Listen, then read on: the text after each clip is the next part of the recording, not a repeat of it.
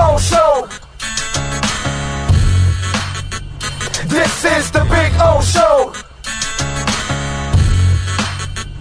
This is the Big O Show.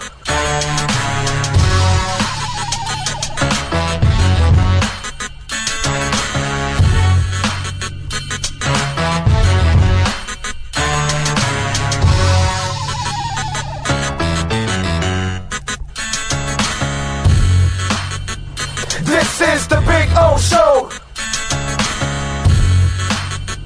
This is the Big O Show.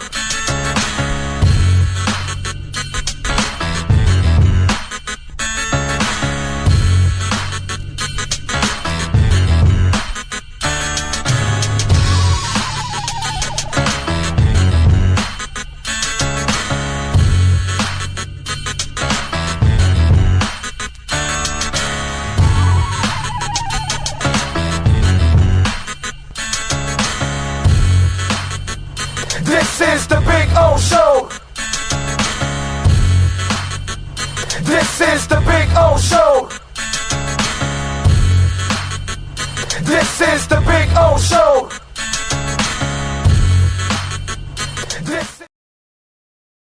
There's just one place where you can take $10,000 off the 2025 Acura MDX. The Customer Appreciation Sale at Acura of Pembroke Pines. Thank you for making us #1.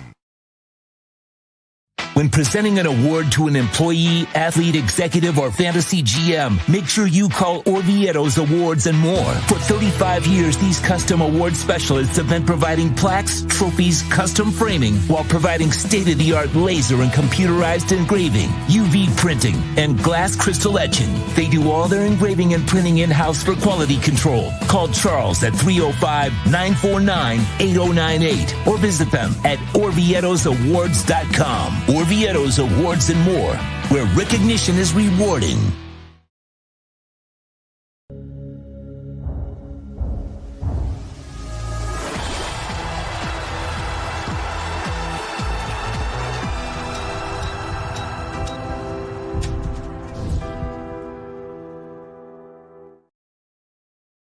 For over 16 years, EJDconstruction.com has provided South Florida residents quality craftsmanship, accurate project management, and exceptional service. That's why EJDconstruction.com is an A-rated member of Angie's List and the Better Business Bureau. When you're looking for the right custom home builder for additions or home remodeling, please call my friend Eric at 305-433-4843. That's 305-433-4843 for EJDconstruction.com.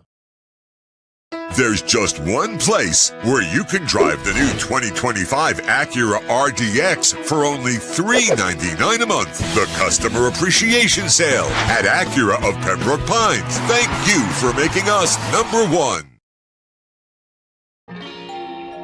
Oh, great. You have a doorbell camera. Now you have a front row seat to your house getting robbed. They're breaking into my house! Ooh, there goes the TV. I'm sure it'll turn up at the pawn shop. No, not the TV! Just because you can see them, that doesn't mean you can stop them. With Slogans, you get 24-hour monitoring, a free home security system, and professional installation. Plus, free doorbell camera, one that'll actually work for you. Get out of my house! Get out of the house! Call 1-800-ALARM-ME.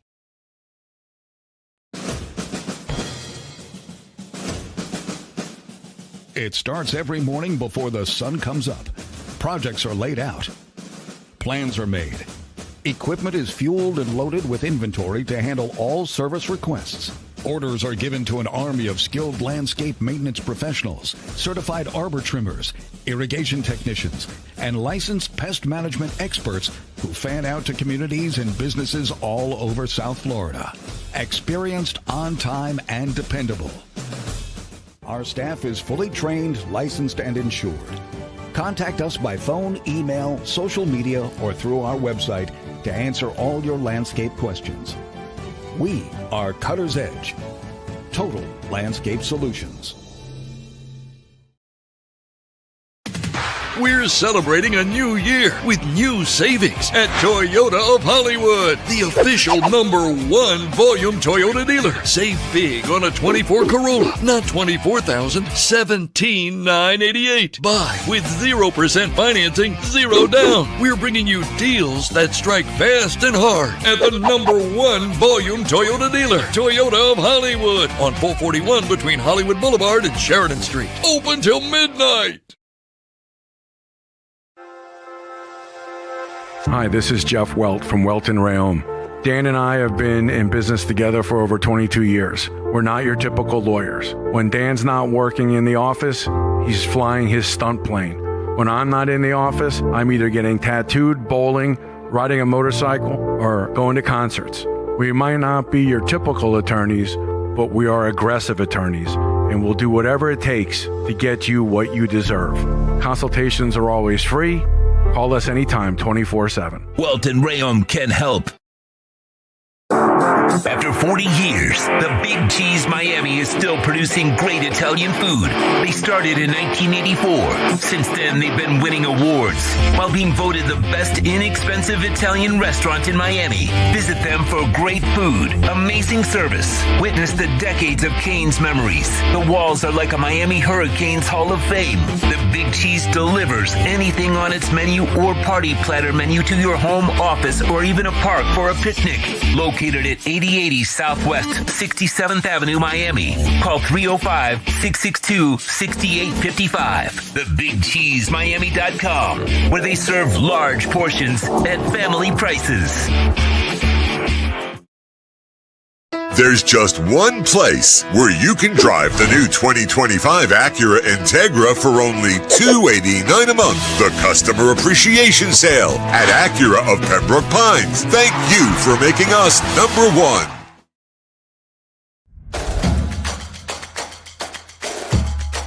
Welcome to Caneswear.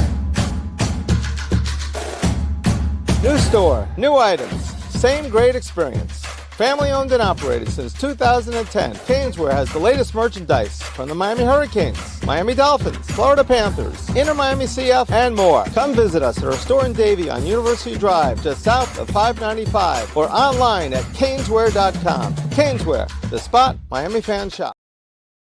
When it comes to your smile, confidence is so important. At Moody S Dental, they provide the services to get your smile back. This family-run practice prides itself by offering the latest technology to give your family the best experience possible. Moody S Dental has been in business for over 30 years with offices in Hialeah and Plantation. They accept most major dental insurances. They provide free new patient exams, 20% off select treatments. To qualify, please follow us on Instagram at moodys.dental. Moody S Dental has been in business for over 30 years. To schedule an appointment in Hialeah, call 305-821-0231 and Plantation 954-692-6825. From Invisaligns, dental implants, same-day crowns, and the preventative care and preservation to get your smile back. Go to moodysdental.com to find out more and tell them Big O sent you.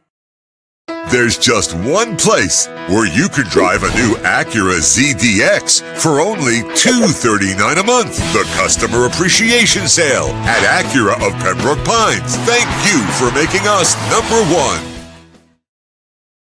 If you're looking to take your home or business to the next level, then RM Contractors and Custom Drywall can assist you. RM specializes in new residential turnkey, new commercial turnkey, home and office remodeling. Call them for free estimates. Serving all of South Florida, licensed and insured. Call Ray or Mike, 305-345-3649. You work hard to create the perfect atmosphere. You dream it, we'll build it. RM Contractors and Custom Drywall, 305-345-3649 or Instagram at RMC Fisher Island.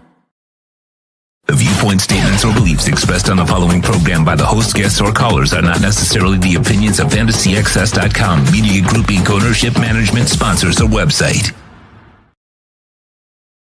When it comes to South Florida sports teams, very few in the media have witnessed, lived, and covered it like the Big O. Let's start the program dedicated to your favorite South Florida teams with a passion that's unmatched. The Big O Radio Show is on. Here's the Big O. Morning. Damn, this is a mighty focused picture here today. Holy crap. I'm like hogging up the entire deal there. Anyway, welcome aboard. Time to have some fun on the show. Lots of stuff to talk about, right, Alarmo? Sorry about that. Oh, man. All right. Let's see. We got Manny Navarro, by the way, today at 11 o'clock. We've got, of course, Mr. Furones at 10:30. We've got the great Sean Stanley mastering the entire platform. Do we see Wiggins tonight? I don't think so, right? Is he playing tonight, or what's the deal, Sean? Because I haven't seen anything on that. I don't think so yet, right? So let's see when the hell do we get, because they had the Jimmy press conference yesterday. So I don't know if they do or not. But by the way, we have talked out the Jimmy stuff, and hope you guys checked out the interview with Ira Winderman when it happened a night and a half ago. So check it out. For me, it's been like, I want to say it's like 3 days that have just kind of gone in because they're all like one day. Because I feel like I'm doing a show every couple of hours because I've been doing the Crypto Bro Show at night the last couple of nights, and last night working out again. I'm inspired now, by the way. A year removed from my surgery. A couple of days ago was a whole year. Remember, I spent 3 months in bed. So for 9 months, I've been walking now. So, but every time I try to exercise, I'd have this soreness for days or a couple of weeks. And it probably felt like I would stop. I wouldn't, at least the one thing that I've done is I've been disciplined and I've kept my weight off. So the last 3 days, I have worked out, played pickleball with the wife a couple days in a row. So cutting around, all that. I had some foot soreness, but the next day was fine. And then last night I walked 2.8 miles. And again, today, foot feels good, man. Like it does, like there's like a little bit of soreness, but I think it's more of the breaking in the cartilage from the foot kind of being stiff for a year, pretty much.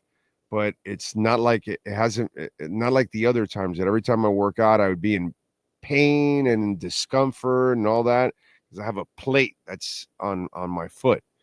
So getting old sucks. It takes you a while to recover, man. So I think now I'm recovered, and now I'll be working out again today. Today I'm adding weights. So today I'm kind of inspired now. Now the foot is like not being a problem anymore. So it really, really helps. So now the next 30 pounds it's going to be hard, but it'll be fun to shave off the 30 pounds. I have a listener who's a trainer that wants to get me into like tip-top shape, but I can't do that right now. Well, until my foot heals, I couldn't do it. So now I have turned the corner. I'm excited about that, by the way. Very excited. I'm tired. I got to say, the 3 days of working out, I've done more workout in 3 days than I have in a few years. But it's going to be cool. It's going to be cool. Now the idea is to build up. The old man has to build up the stamina. You know what I'm saying?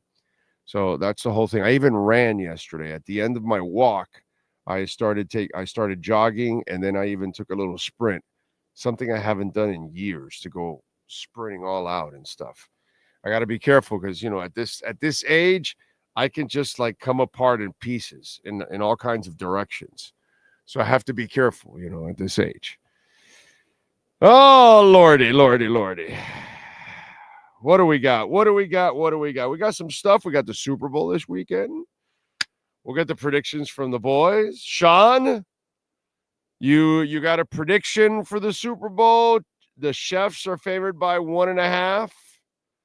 True Fin fan effed me up yesterday because now I see he put like really big money on it, and I never bet that kind of money ever on anything. But he wow. I really want to lose now, to be quite honest.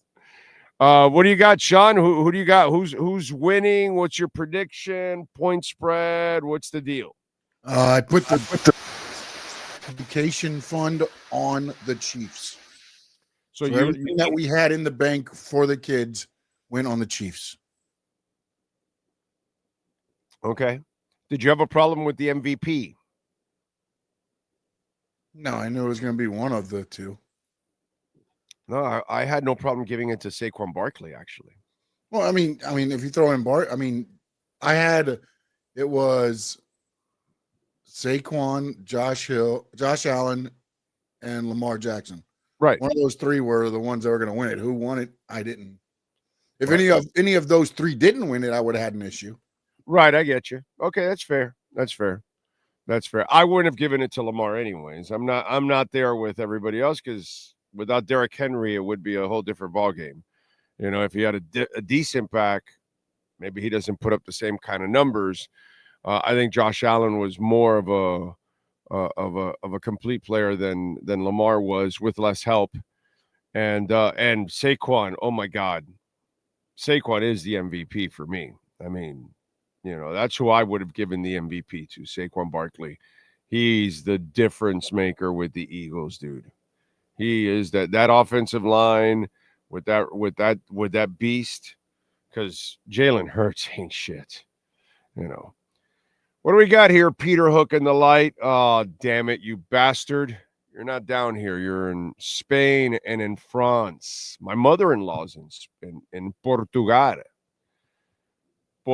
She's also visiting Madeira, which that is one island in the Spanish Riviera that I am dying to visit and hang out for a couple days.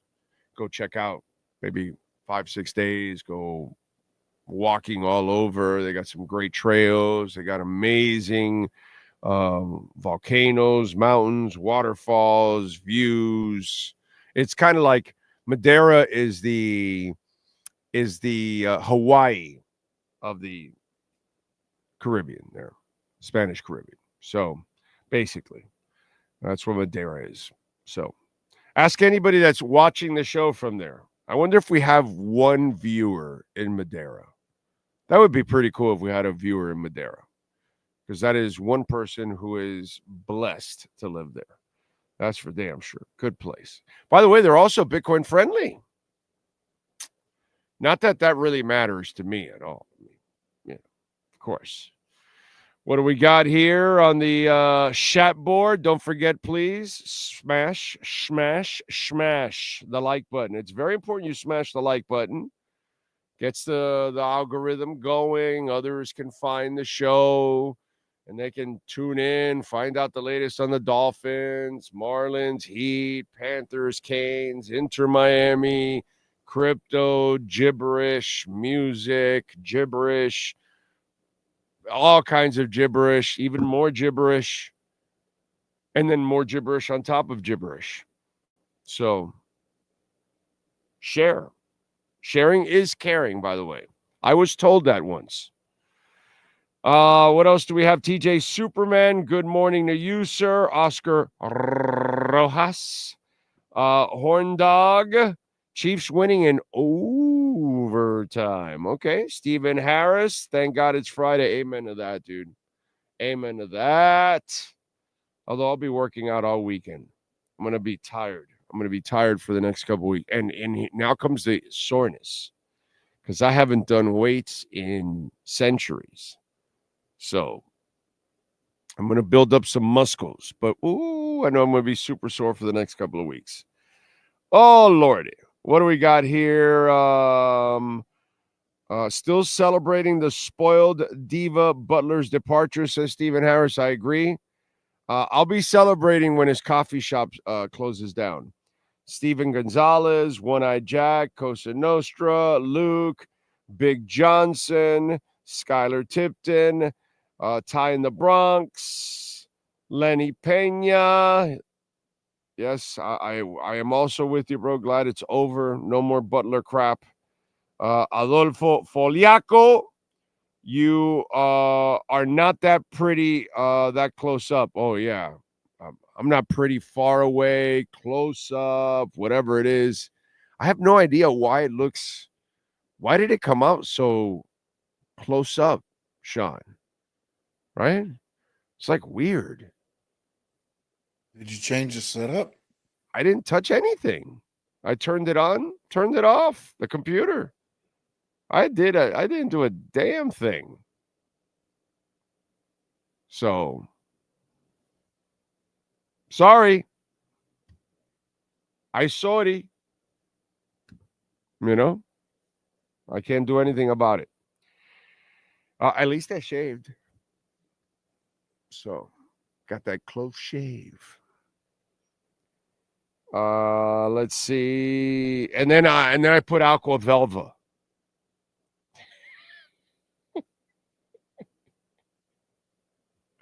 I lost so many of you right now on that one. Okay. Again, the shit in the head. Let's go with Walter Olivares. Big Johnson, I believe we can almost count the hairs on your face. Yeah. There's not that many right now. I am what's that called? I'm somewhat manicured. There you go. As best as you can be for an old man. Let's see what else. Alexis Palenzuela, Cosa Nostra, Chris Duquette, Skylar Tipton. Oh, slow and steady with the workouts, man, especially just starting out. I wouldn't do too many days in a row. Stagger it for yourself. Otherwise, you'll burn out faster. Yeah, no, I get your drift, but I'm like a caged animal right now. I've been waiting to work out because for 3 months, Skylar, my bedroom's in the second floor. For 3 months, I had to go up a stairs with my ass and my hands, you know? And it was one of those things like you really appreciate being able to walk. And it was frustrating the last 9 months that every time I tried to go walking and I would walk for a short distance or a long distance, the next couple of days was unbearable. And my foot was just on fire. I've talked about it. And this is the first time that I've been able to work out and do things. And then, you know, you feel a little soreness. And then the next day, the foot is, you know, like normal. And I haven't had that feeling in a long, long time. And I've also been wanting to get the last 30 pounds off. But I don't want to necessarily fast it all the way either. You know what I mean? So what I do now is I'll fast for a couple days during the week. And then another day I'll just be abusive and I'll have some fun and I'll treat myself or whatever, because I know how to now manage my body and keep it here in the 230s right now. But the next step is to use the rest of the fat and mold it into muscle, and then kill it. And I've been dying to do that. So today I'm doing weights. I'm not really doing burning out on my foot, but I am going to do weights today because I have to start doing some other things. Tomorrow we're going to go bowling. So it's kind of kind of mixing it up in a way, but it's activities every day now. Every day now, some kind of activity. There has to be an activity every day. You know what I'm saying? It doesn't have to be a full-blown workout, but it has to be an activity. And I'm dead set on doing that. And I don't give a shit if on a Sunday I take off with my wife and we go walk a mall. You know what I'm saying? It doesn't matter, but it has to be an activity. So I'm done now with that. You know what I'm saying?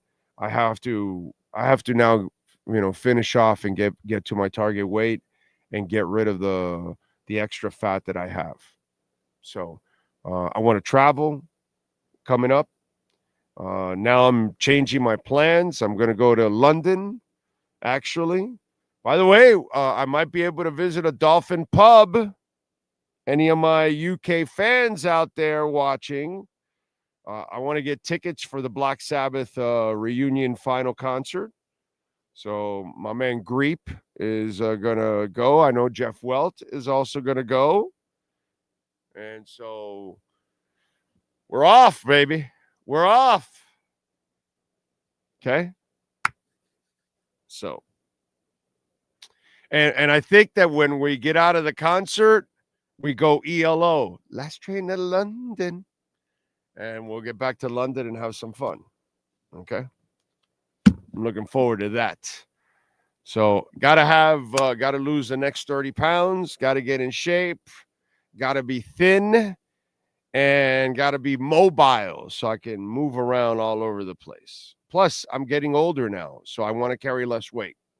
So that's the goal. So I appreciate you looking out, but I gotta figure out a way now that I can, now that my foot has responded finally. It took a whole goddamn year.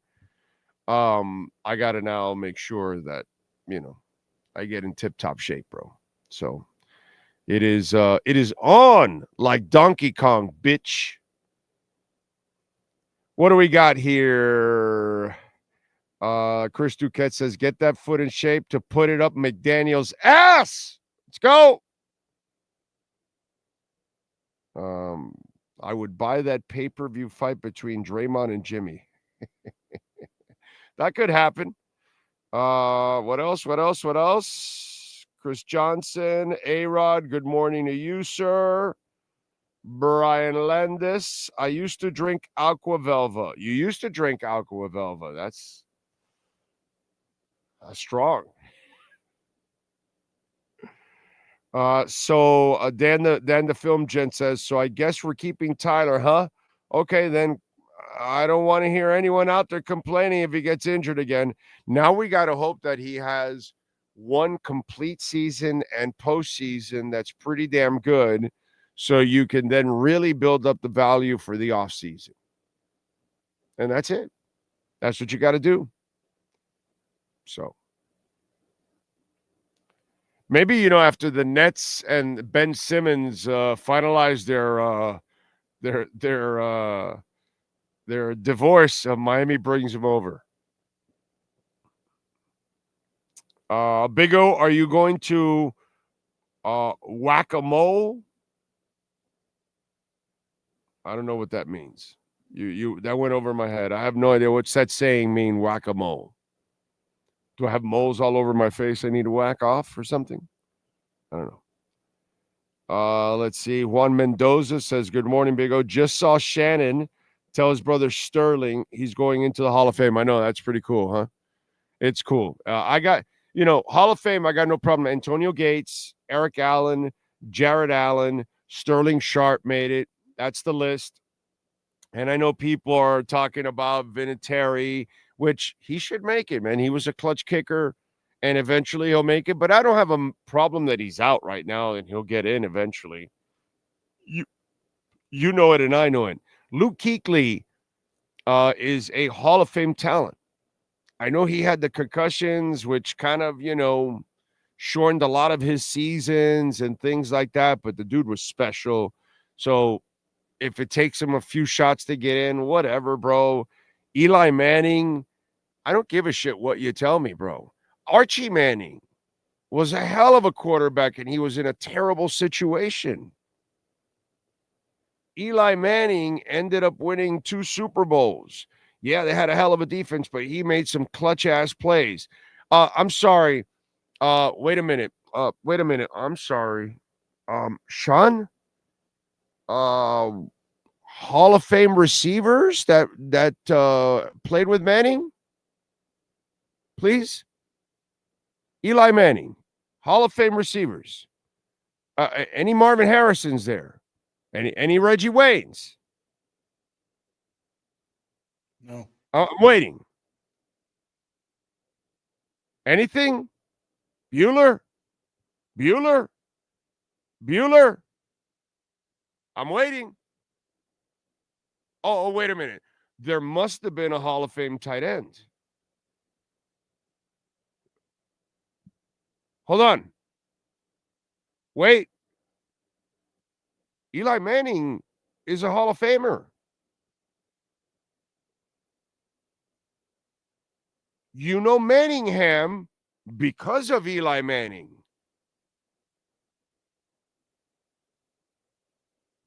What was it? David Tyreek was the guy with the face mask catch or whatever. What was the guy's name? David Tyree. David Tyreek. Who the fuck is that guy? Who the hell is Mario Manningham? Bien conocido en su casa.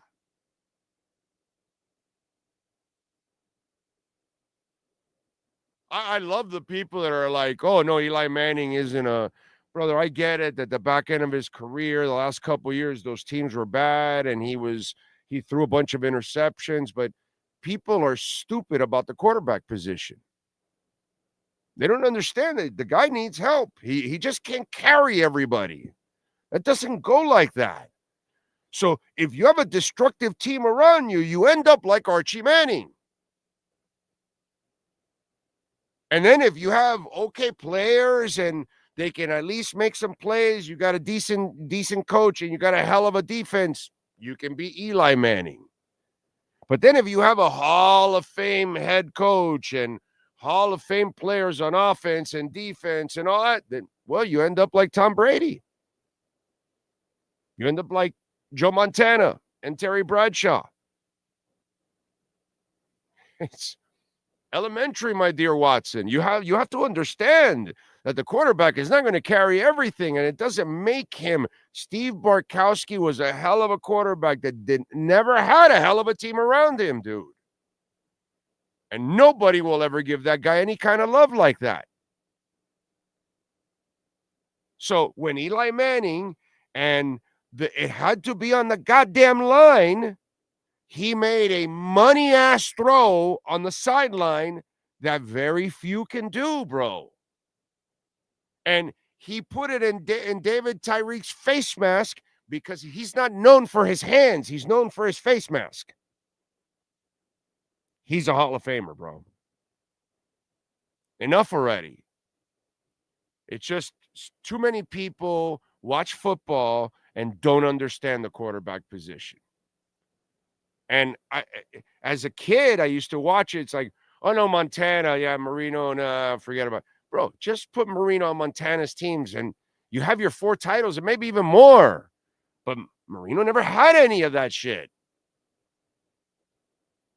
Jim Kelly had it. Now, he should have won at least one of them. Wasn't his fault that Norwide screwed it up. It's just Eli Manning is a Hall of Fame quarterback, dude. He's a Hall of Fame quarterback. He cannot control everything. And when you force the issue, that's happened to a lot of quarterbacks. Dan Fouts killed himself in San Diego, but he never had a defense. Never had a defense. That doesn't mean that Dan Fouts could not have easily won a Super Bowl or 2 or 3. It's not his fault. I watched the guy. I know what a Hall of Fame. I know what a guy could win a Super Bowl looks like. But I know that quarterbacks cannot do it by themselves. And when they try, oh, baby, it looks disastrous. Unless you're one of those freak athletes that you can make it, you can disguise it for a while because your athleticism allows you to get away with it, and you take a pounding and then eventually you die out. But if you don't have the rest of the help either, you can run around for all your life and you'll end up dying anyways. You'll be extinct because none of them ever win. You need the team. You got to have the team. Jalen Hurts ain't shit, dude. He's a mediocre passer. Look at his team. You put Eli Manning on that team? Give me a break. You put Archie Manning on that team. Are you kidding me? You put Steve Bartkowski on that team. You put Boomer Esiason on that team. Whatever, man. Eli Manning, Kuechly, Vinatieri, they'll end up making it. God bless them. Don't worry about it. They deserve to be there. But Gates, Allen, Jarrett, and Sterling are definitely like guys that I have, immense respect for. And I have no problem that it's a small class. You pick 4 guys that are pretty special. Okay. But Eli Manning in his own right should be there, and he will be there. It'll happen. It's not something that anybody should freak out on, but I think people need to look at it the other way around and understand the quarterback position a little bit more. He made people. That makes him pretty special himself, because he made money throws in big situations to guys that are nobodies. Absolute nobodies. He wasn't throwing a Swan and Stallworth and Rice. Bullshit. He's not throwing a Kelsey. Nah. He's not throwing a Gronk on a consistent basis. He doesn't have those kind of safety valves. He doesn't have Clayton Duper.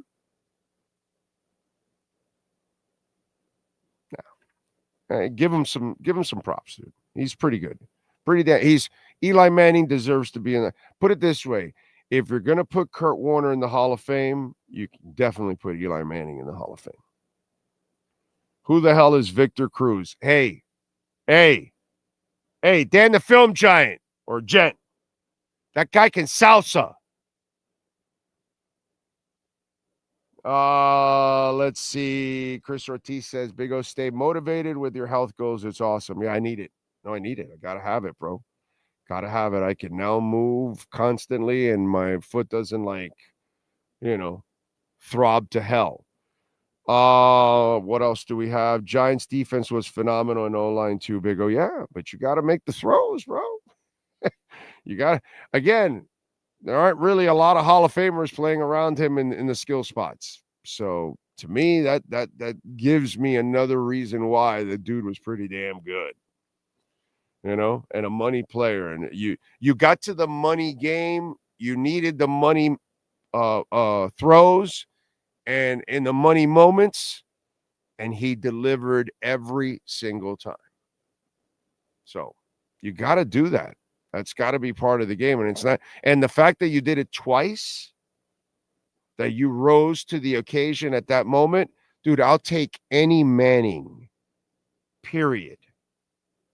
End of story. I've been watching Mannings since I was a child. I will take any Manning that comes down the pipe. The new one that's coming out, I'll do whatever it takes to draft him. Okay? So far, I haven't seen a bad Manning.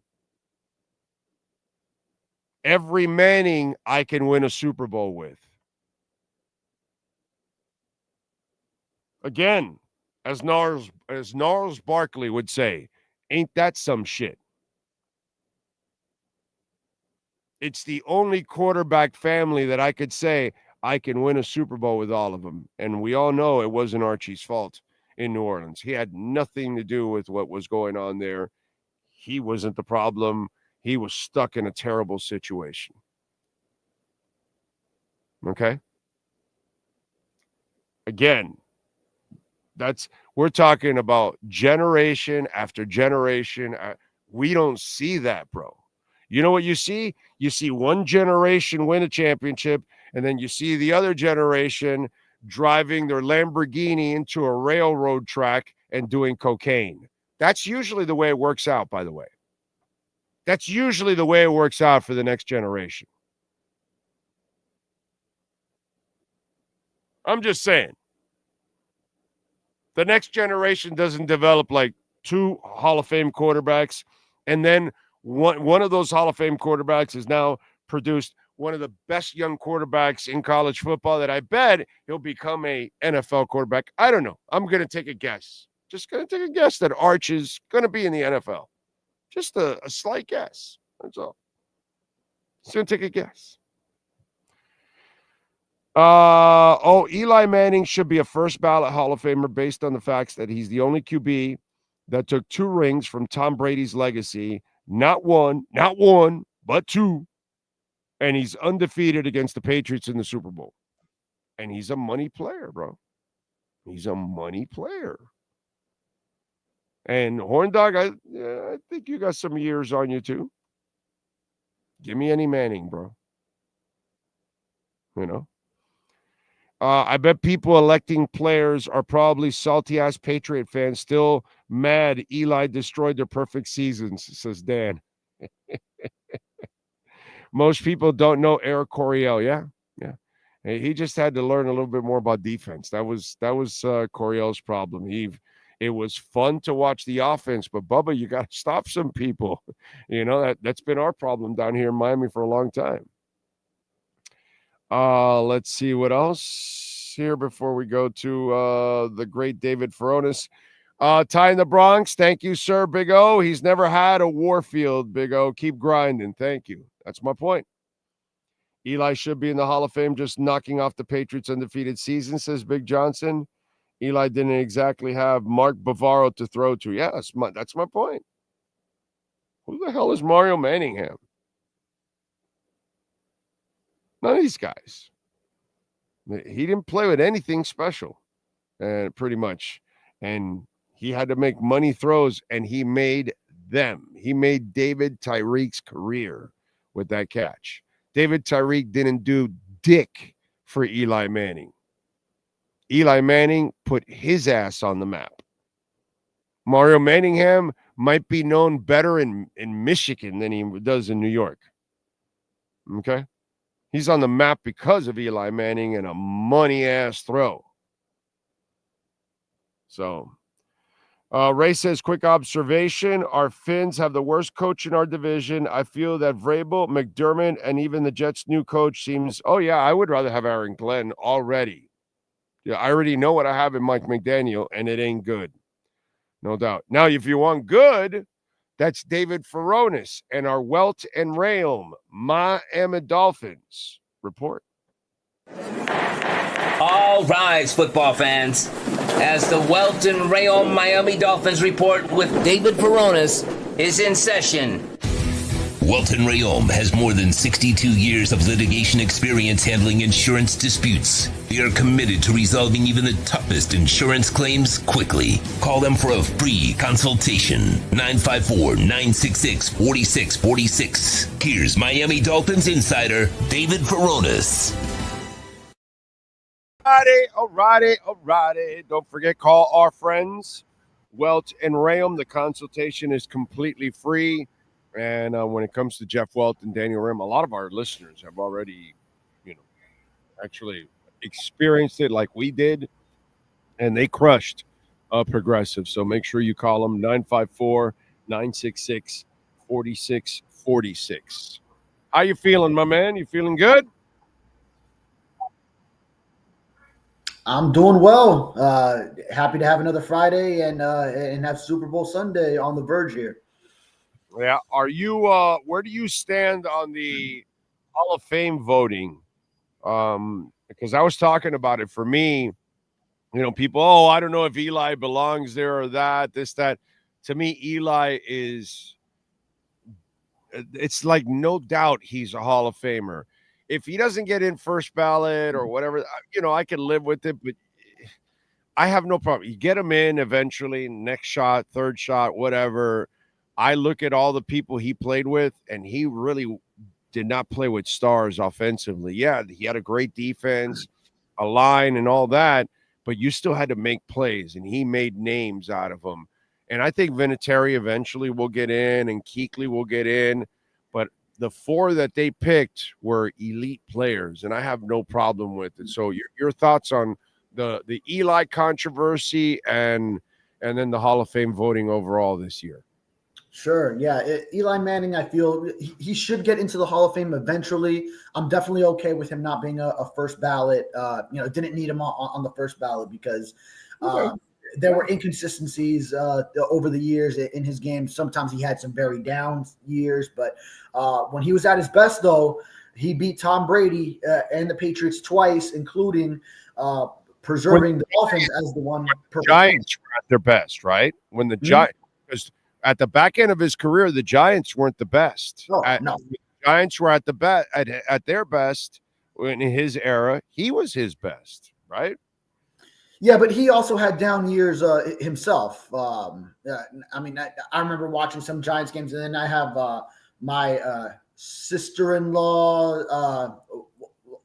her sister's husband. I don't know what that makes him on family trees, but he's a Giants fan from New York. And then I remember like one Thanksgiving, the Giants were on the night game, and him being so frustrated with Eli Manning that year, in a year that was just atrocious for the Giants. So he was inconsistent for a lot of his career. But my point is, a lot of that was his teams weren't very good either at times. When he was inconsistent, it's because his teams were inconsistent at times. Shit, the coach was in the hot seat and everything. They had to change coaches too on the back end of his career. So there were issues there. That's why when he had a badass team with not a great offense, by the way, with receivers and tight ends, he didn't play with anybody special in those spots, and he made the plays. Yeah. Plaxico Burress, very serviceable in his time. Started off with Jeremy Shockey, but then I remember he was injured for the Super Bowl where they beat the undefeated Patriots. Kevin Boss later, but yeah, I mean, not huge names. You mentioned Mario Manningham right before we were getting on, but good running backs in Tiki Barber and Brandon Jacobs for sure. So good run games, good defenses that they had. That Giants defense that would do the bowling thing that season, which Calais Campbell was emulating. I wrote a story on that this year. He was bringing that back because he's trying to go out on top the way Michael Strahan did with that 07 team's Super Bowl 42 win against the Patriots. But yeah, I mean, I'm totally okay with Eli Manning not getting in on the first ballot, but I think eventually he should, because at his peak and yes, the Giants' peak, he beat Tom Brady twice, which is saying a lot, including the undefeated team, which was 18-0 going into that game. What were they, 2 touchdown underdogs in the Super Bowl? Going into that one, which is just absurd. And so, yeah, and made the clutch plays, late drive to win that game. So definitely those are monumental moments in NFL history that definitely should be honored with him getting into Canton. As far as the rest of the class, personally, I would have liked to see at wide receiver Reggie Wayne over Sterling Sharp. Now, Sterling Sharp's career numbers, I know you have to give me a history lesson on where his career numbers lacked. I think he had injuries and such. It was before I really started watching too much, but I know he had a huge 3, maybe 4 year window where he was just elite. But neck injury, I believe, was that ended his career. Sterling Sharp was a monster, bro. An absolute freaking monster. Both Sharps were amazing. I believe it was a neck injury that shortened his career. He was easily a Hall of Famer, and it's taken him a while to get in, but he was special, bro. He was Luke Kuechly in a way. Yeah, short career, but very productive. No, actually, Luke Kuechly had a pretty long career considering all the concussions, because he kept coming back but a lot of his seasons. But he retired early. I remember it was a little bit of a stunner when he retired, because people didn't he get to double digits? Didn't he, considering all the damn concussions? How many seasons did Luke Kuechly play? Let me see. Let me see here. Let me see what Luke Kuechly played, because 8-year career. 8 years. Yeah, 7-time Pro Bowl in those games. Yeah. And right, and 4 of those probably were shortened by, concussions and all that, and it's crazy. Yeah. Sterling Sharp, it's the same thing. With Gale Sayers, it's the same thing. These people were, Terrell Davis. I know that one he probably won't get in. But these people were so special. It's just that the injuries cut him short. But Sharp was a monster, monster. Yeah. Dominant. Right, yeah. And everything I hear indicates that. I would just comparing body of work with Reggie Wayne, and maybe I'm partial. You can't. Right. Yeah. But yeah, I mean, Reggie should get in eventually. Like the other Canes did. Everything you're saying makes 100% sense.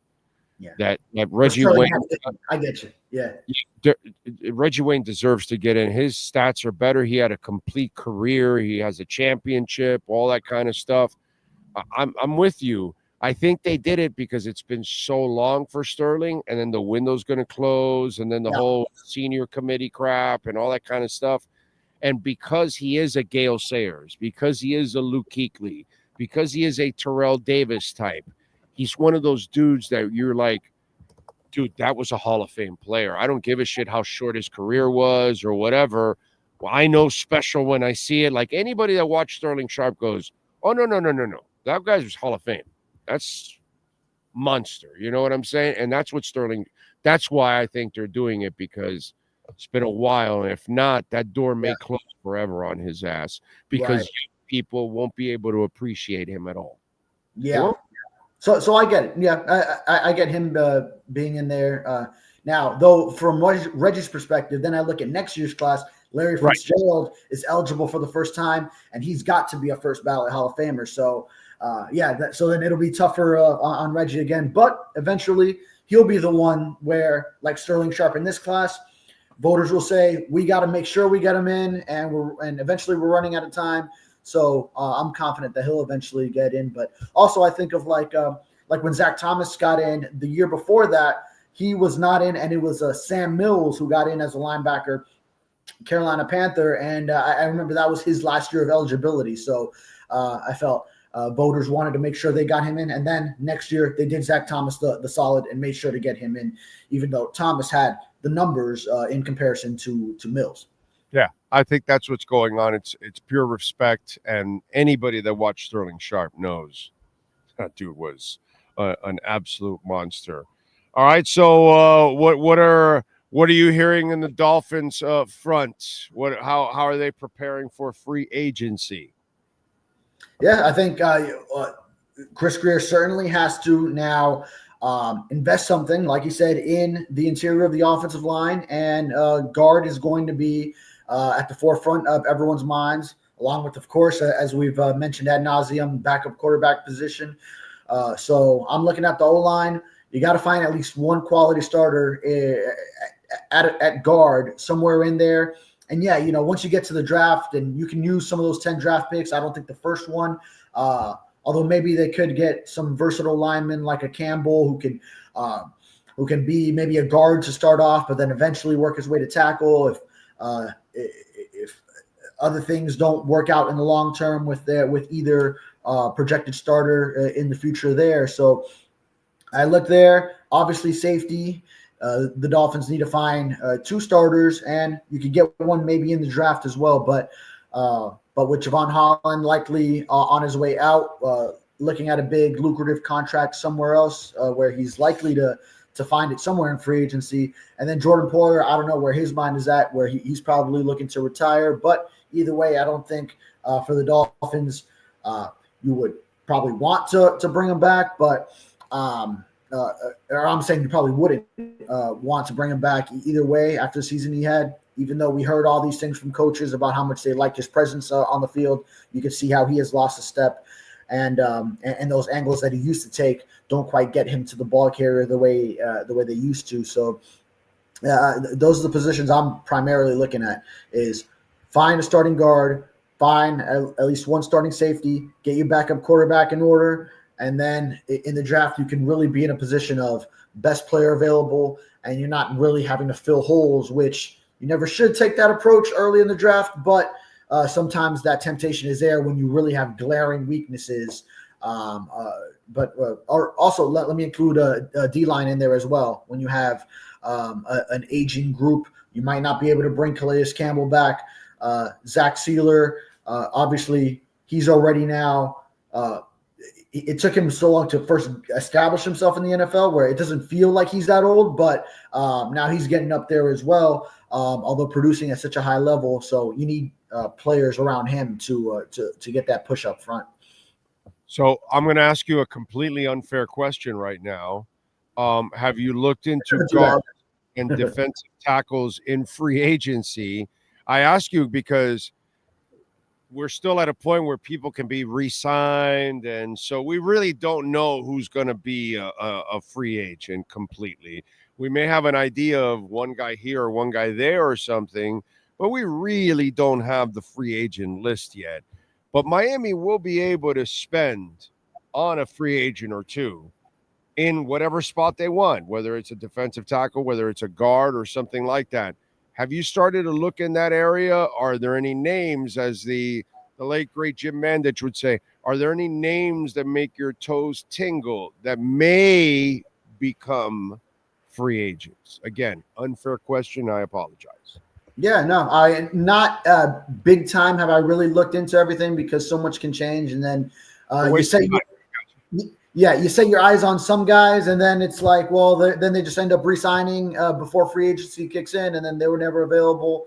That's why I don't like talking about it either myself. Yeah. But I'm wondering if you know of a disgruntled situation or a situation that this person definitely is headed out the door because, Patrick Paul's taking over at left tackle. So Teron Armstead, if he ever even decided to come back, which I doubt it, but if he does, he's probably going to be more of a mentor or swing tackle or something like that. He's not really going to be, because you cannot count on that man anymore, and you cannot develop Patrick Paul by playing him on and off. So if you have that kind of a situation somewhere out there that the incumbent has to leave, okay, what's the deal? That's why I asked if there's somebody already you're targeting.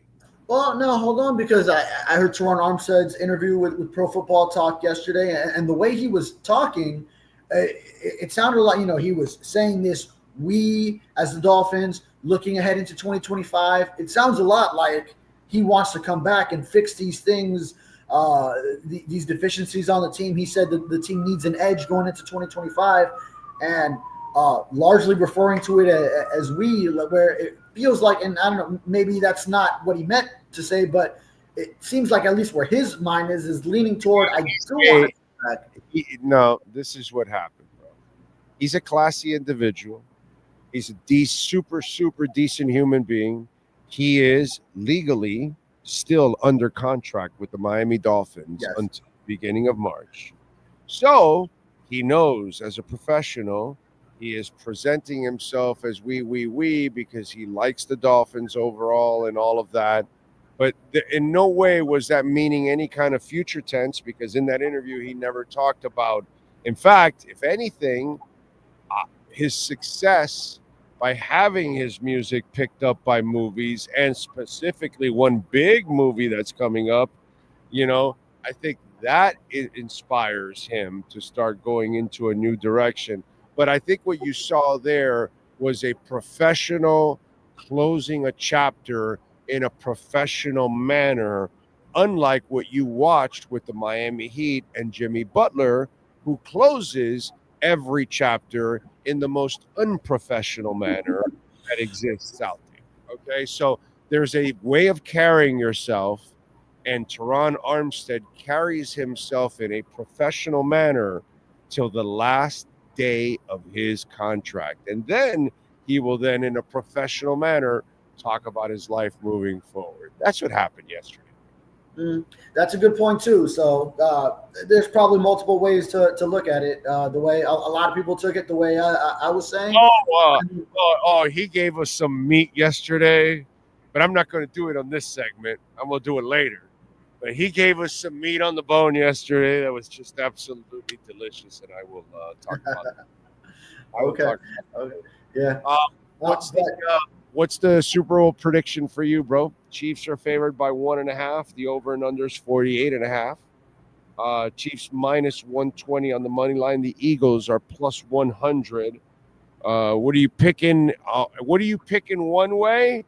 And if the points are in play, then how are you going to go also?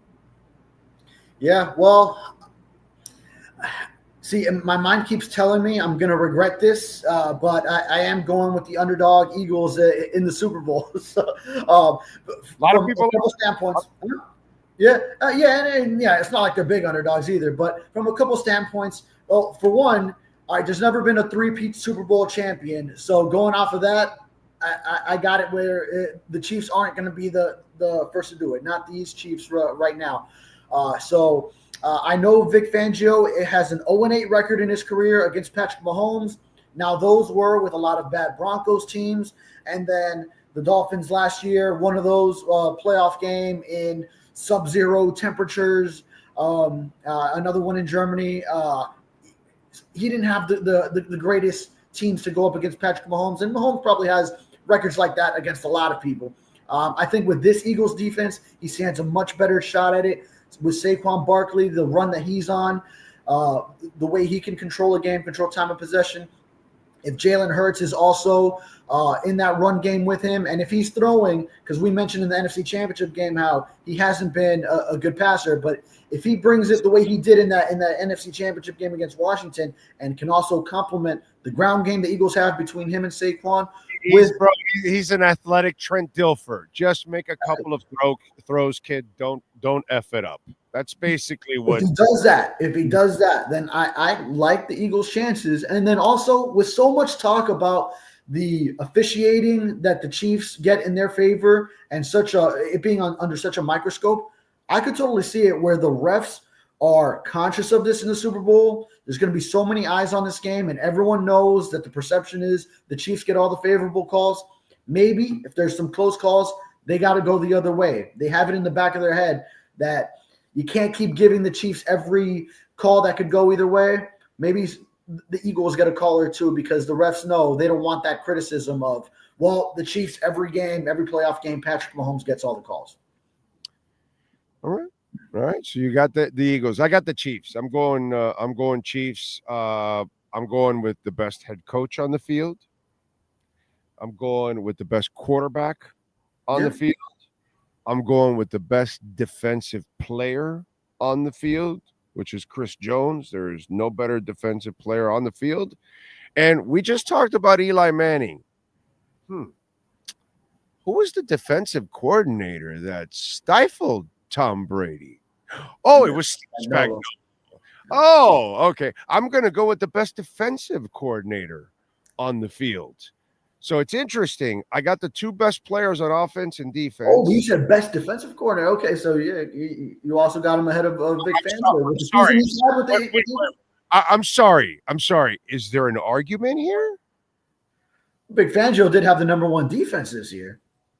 Does Vic Fangio have trophies? Like lots of them? No.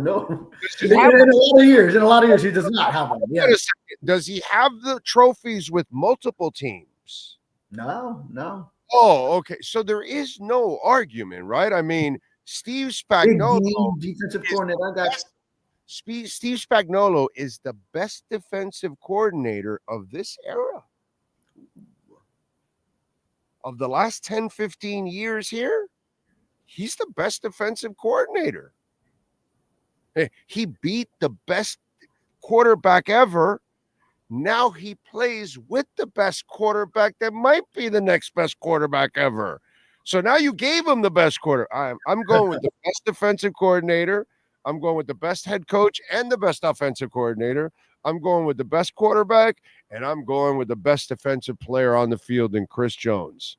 Okay. Oh, by the way, I'm going to go with the best secondary too, because they got two rookie corners, and I like KC's secondary also. So I go. Eagles got a mean secondary too, but I get it. Yeah, two rookies. So they've held up well to this point, but they didn't face as much competition going through the NFC as the Chiefs obviously did, and the AFC having to beat the Bills. They didn't face Andy Reid and Pat Mahomes, bro. So that's where it becomes all kinds of crazy right now, So I don't know. The Chiefs haven't won in very impressive fashion consistently. They pull out a close game, so which you figure it's going to be a close game, but eventually that's got to catch up with you. You got to think. Well, see, here's the problem with that thinking that you just threw out there. Do you expect them every year to blow everybody else out when every year you keep winning and adding a Super Bowl and you're getting everybody's best every single week because beating you is like the highlight of their entire career, not just the season. So we got to understand that the Chiefs are like, they're such a monster now, and you're so spoiled at watching them win that now you have set some standard and expectation that is just unrealistic because this is professional football and everybody wants to get the Chiefs. And so when they're playing whoever, that team is going to be at its best because they know if you're not at your best, you will have no chance at beating these people. So now we're taking it for granted what they've been doing for years because they're not doing it with style points. Whereas at this point, they've been at this so long, they're fucking grinding like the Bulls. They're grinding and grinding and grinding to add another champ. It's not easy, bro. It's not easy. And so I think sometimes we take for granted the accomplishment itself because we're adding style points on it. You know, we need it to be a Picasso every time when, you know what, bro, sometimes it's just going to be preschool, but we got it done. You know, but not every time, but every now and then blow somebody out. The Chiefs have been playing close games every week all season. It feels like so because in any era there is a team that is like those Chiefs now that they've got the target on their back. Everyone's bringing their best when they play them, but that team will still every now and then blow somebody out because they're just that much better and they're executing that day at a high level and they force the other team into poor execution. So, but yeah, you really haven't seen it from the Chiefs this year. They should have at least blown some of these games away, but you haven't seen it. Yeah, there's one chance for it to catch up to them though, so you just got to get to the finish line. Yeah. No, I mean, listen. Sometimes you look at it, and let me give you an example here. 20-10, 34-13, 16-14, 27-17, 24-10, 24-23, 23-0, 30-16, 52-0, 28-24, 31-10, 37-21, 23-13, and 16-0. That was the undefeated Dolphins. Mm-hmm. So they played some close games. Oh, several close games, yeah. But there were also some blowouts. And that's an undefeated team. And they played some close ones, and they played some. They had a couple of blowouts too. There, you know what I'm saying? It's just, I think sometimes I think that the fact that we're so spoiled with the Chiefs and their exceptional play that we just kind of like. We don't accept just winning, the beauty of winning, the beauty of putting up another look. We're Dolphins fans and we don't see this kind of stuff. And the beauty of putting up another 13, 14, 15 win season, man, that kind of shit cannot be taken for granted. And they're here in another Super Bowl again. That grind to be able to look at the Panthers now. They went to the Stanley Cup. They lost. Now they went back to the Stanley Cup and won. And now they're trying to get back again. And if they're able to get to that, oh my God, to do it 3 years in a row, that's torturous, dude.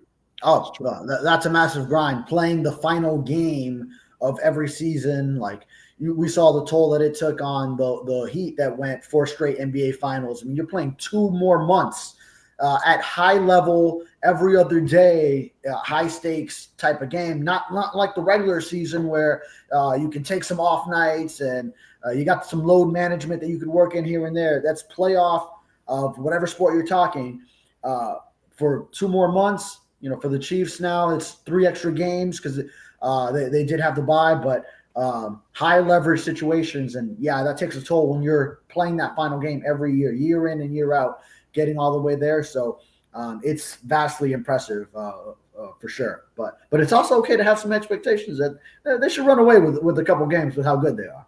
Yeah, but not with this Eagles team. No way. They're too good at the lines. Right. It's something that the Dolphins organization needs to learn, that they've got to win at the line of scrimmage on offense and defense. It's the only way you're ever going to compete. Follow him on Twitter at David Furones _. Catch his work there at the South Florida Sun Sentinel. Better yet, subscribe. David, have a great weekend, my brother. We will catch up on Tuesday, my friend. Appreciate you. Sure. You got it. All right, Welton Rayom, 954-966-4646. If you had some issues and you don't know if you have a case or not, the consultation is completely free. So you pick up the phone, you call, Jeff or Dan will answer. Well, secretary will answer, and then they'll get you Jeff or Dan. And then you can explain your situation, and they'll tell you if you've got a case or not. 954-966-4646. Hour number 2 is next. Manny Navarro kicks it off. This has been another session of the Welton Rayom Miami Dolphins Report with David Furones. At Welton Rayom, they don't get paid unless you win. They handle complex personal injury claims caused by the fault of another in both state and federal courts. They handle auto, trucking, motorcycle slip and fall, and bicycle accidents. Call 954-966-4646. Welton Rayom can help. Hi, this is Jeff Welt from Welton Rayom. Dan and I have been in business together for over 22 years. We're not your typical lawyers. When Dan's not working in the office, he's flying his stunt plane. When I'm not in the office, I'm either getting tattooed, bowling, riding a motorcycle, or going to concerts. We might not be your typical attorneys, but we are aggressive attorneys, and we'll do whatever it takes to get you what you deserve. Consultations are always free. Call us anytime, 24/7. Welton Rayom can help. The viewpoint, statements, or beliefs expressed on the following program by the host, guests, or callers are not necessarily the opinions of FantasyXS.com, Media Group Inc., ownership, management, sponsors, or website. If you're a Miami sports fan, there's only one store to go to, and that's Canes Wear at Miami Fanwear in Davie. They're your one-stop shop for all your inner Miami CF, Canes, Dolphins, Panthers, and Marlins merchandise. They have hats, t-shirts, game day jerseys, and so much more. Located at 2655 South University Drive in Davie, and open 24/7 online at caneswear.com or innermiamiwear.com. Call them at 954-835-5597. Canes Wear, the spot where inner Miami and all Miami sports fans shop. Time for Canes fans to get what they want. Information, insight, and perspective. It's the Canes Wear Miami Hurricanes Report with Manny Navarro, exclusively on a Big O radio show. Here's Big O and insider Manny Navarro. Alrighty. How you feeling, baby? You feeling good? Feeling good. Oh, how are you? I'm feeling great. Can't complain. Actually, my foot has responded for the first time in a year, Manny. Played 2 days of pickleball with the wife, and then went walking yesterday for a couple miles, because every time I've tried to start exercising my foot, my surgically repaired foot, it's all effed up for days or a couple weeks or whatever, and it just felt like maybe it hadn't healed or whatever. And this is the first time that I exercise, and a little soreness while I'm exercising or whatever, but then the next day, nothing. So it's like, okay. It's a nice welcome feeling. Yeah, it looks like it finally healed, and I can actually now start exercising more often. So I'm actually pumped about that. All right, let's get into it. You had an article in The Athletic, in which, by the way, you all should subscribe. Not only will you get Manny, but a whole ton of stuff. In fact, The Athletic took out an article on the Jimmy Butler trade and all that kind of stuff that you may want to read. It's there now if you do subscribe. You put in calling your shots in February, and obviously for the 25 season, I don't want you to give away the article. That's why we tell folks, hey, why don't you subscribe? It's like really super cheap, by the way. But is there a nugget that you can share that's Canes related from a calling shots for the 2025 season? Yeah, well, obviously, I mean, the year's getting off with a bang, right? You're getting the national runner-up, Notre Dame, opening the season here on August 30th. That's Sunday night, week 1. And a lot of big games that weekend. You're going to have Texas, Ohio State. You're going to have LSU, Clemson. I think Miami, Notre Dame is going to be a top 15 matchup. I think Miami will be ranked somewhere in the top 15. But I'm calling my shot now that Miami's not only going to win that game, but I got them going to the ACC championship next season. My wife, by the way, shaking her head because she's a huge Notre Dame fan. She's sitting in front of me here having her breakfast. But I'm picking Miami to win that game. I'm picking them to make the college football playoff next year. So that's that. I'm not giving away too much because there's a whole lot of other content I have in there. I read it, but I wanted at least give us a nugget so people can go check out the article and check out, because there's a bunch of other stuff there. And if you're a college football nut, this is good shit, So That's why I want to tell people about that. Yeah. I think, Nick, obviously it's really early, but I will tell you this. Last year I went 99-47 in my weekly pick, so it's a pretty good ratio. I predicted Ohio State winning the national championship in August, and I predicted Travis Hunter to win the Heisman when he was 50-1. So not that I have any sort of, expertise, but I do get lucky a few times. Okay, so you have the Canes going farther and deeper than they did ever under Mario Cristobal.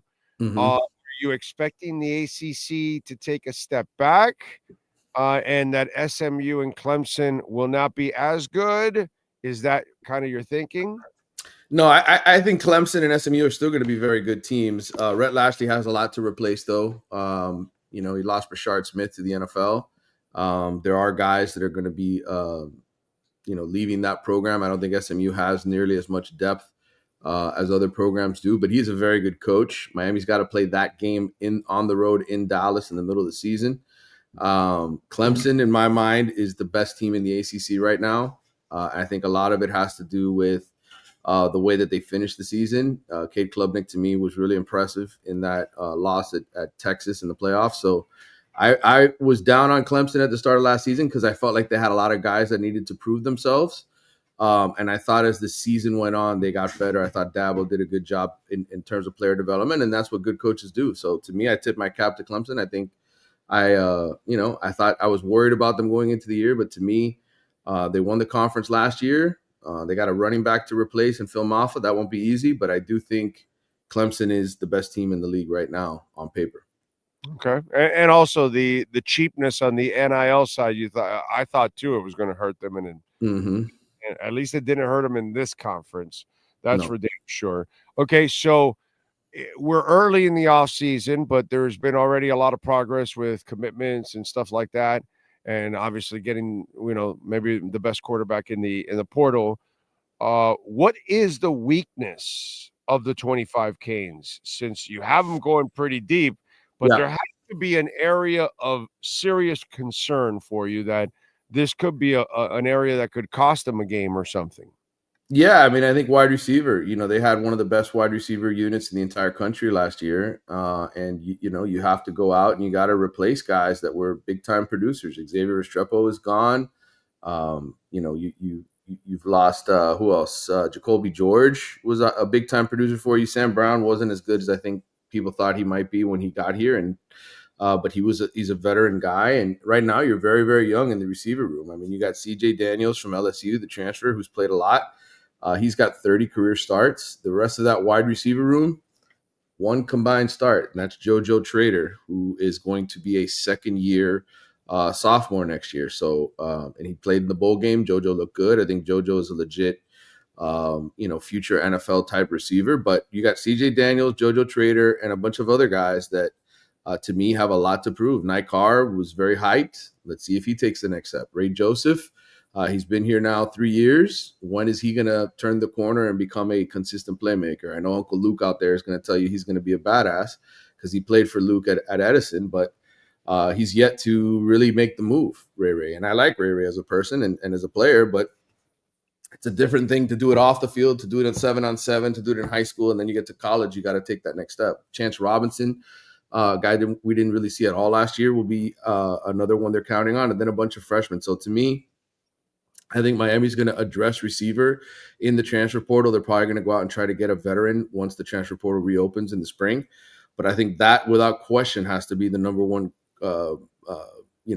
worry/concern going into the season. You have talent, but that doesn't mean shit. You got to go out and produce. And Xavier Restrepo produced. Jacoby George produced. Those guys made plays for you. You have a bunch of guys that have yet to do it. Canes finished up their run through the combine. What'd you think? Well, they've got a great group this year. I mean, 10 guys going to the combine. I think Elijah Arroyo is going to be, to me, kind of the surprise in terms of at the next level, a guy who you say, man, I wish we would have seen more of Elijah Arroyo at Miami than we did because he was injured for most of his career. But I think, they have a good group this year. This is going to really help them on the NFL front.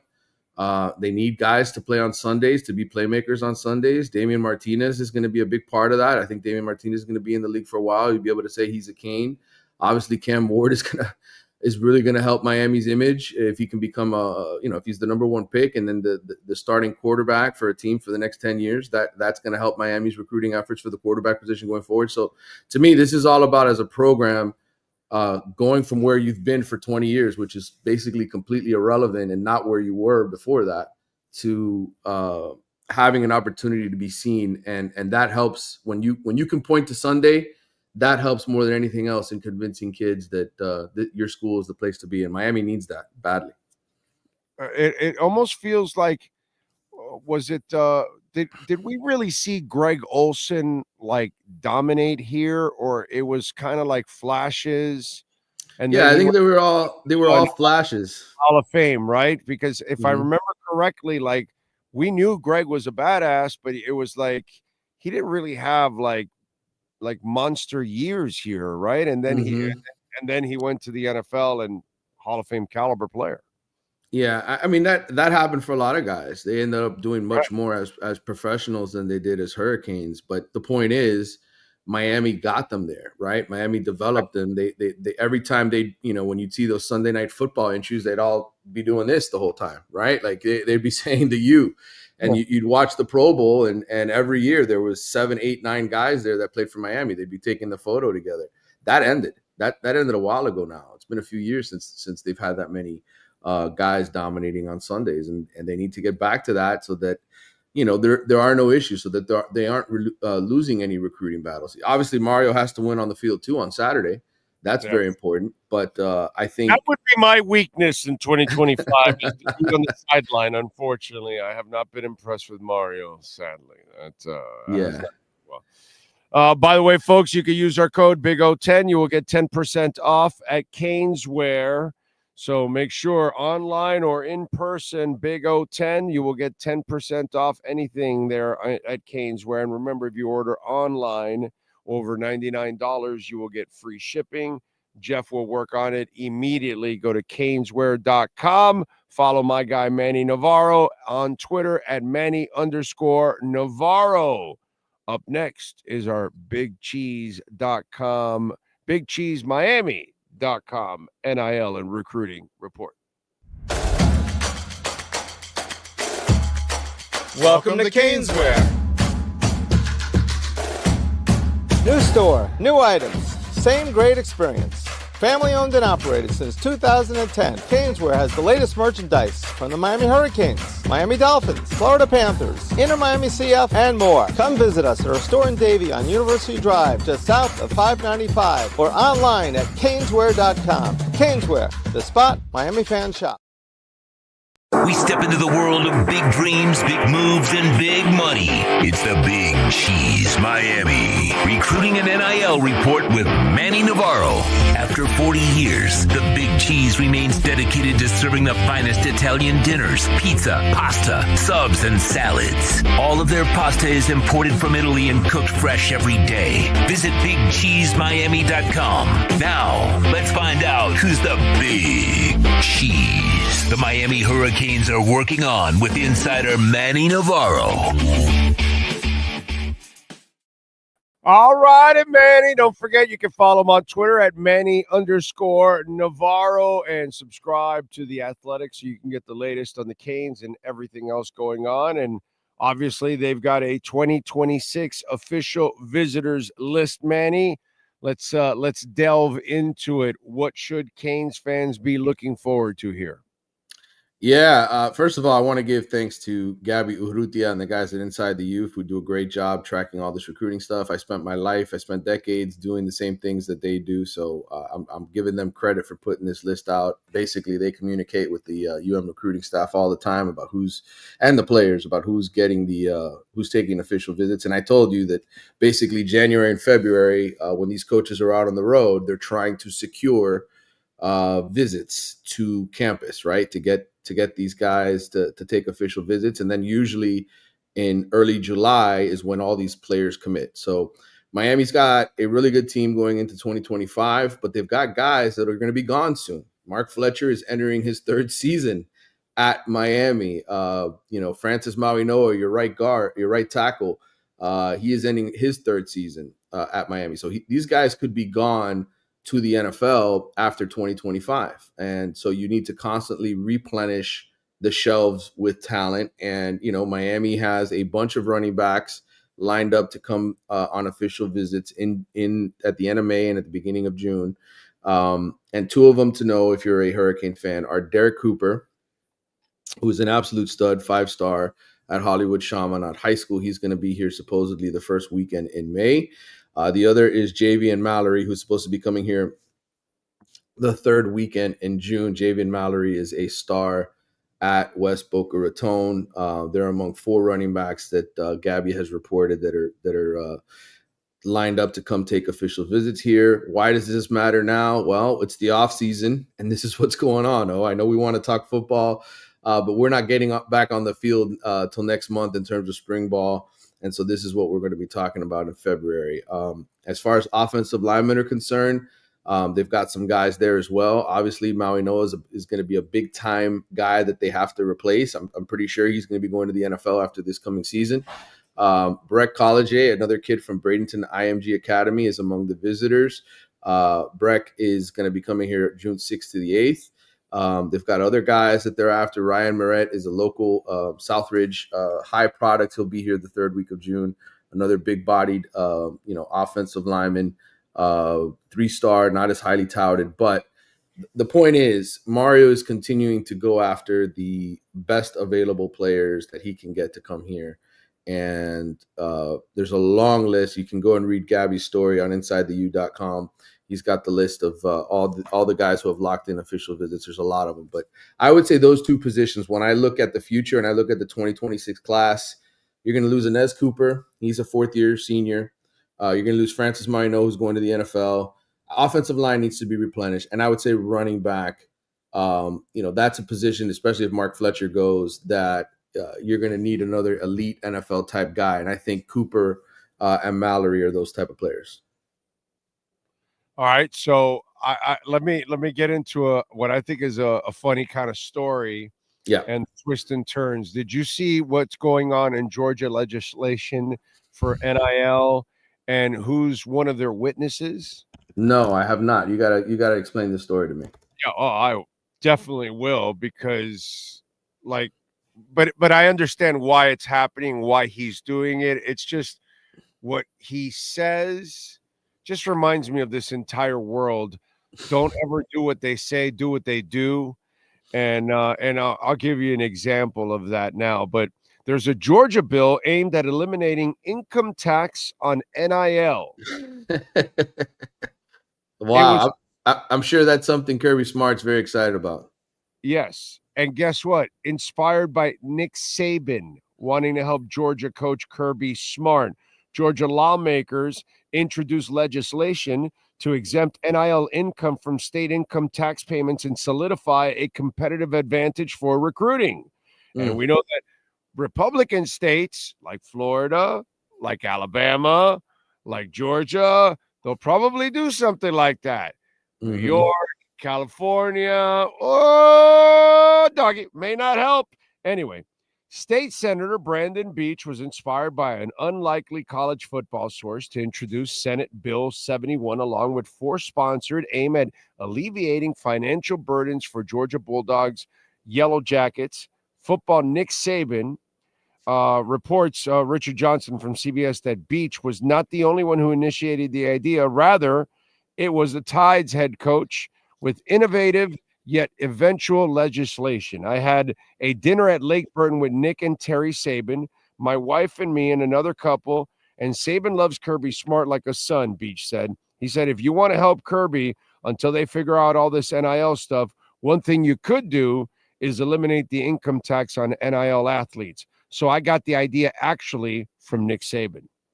Now, as you and I know, Nick Saban has been wailing on NIL. Right. You know, well, it's like it's like people in the government. They're telling you, oh, no, don't buy Bitcoin, don't buy Bitcoin. Yeah, but meanwhile, Trump's starting his own ETF. Michael Saylor's buying it by the billions. ARK Investment, Fidelity, BlackRock. Yeah, no. It's a scam. No, don't believe it. No. Just listen to the idiots. Don't follow them. Listen to them. So, this is, and Nick knows that if he helps Georgia, it's called precedent. Then Alabama has to follow, and Florida will have to follow, and every other state that wants them to. It's like the Bitcoin reserves that we're going to have for different states.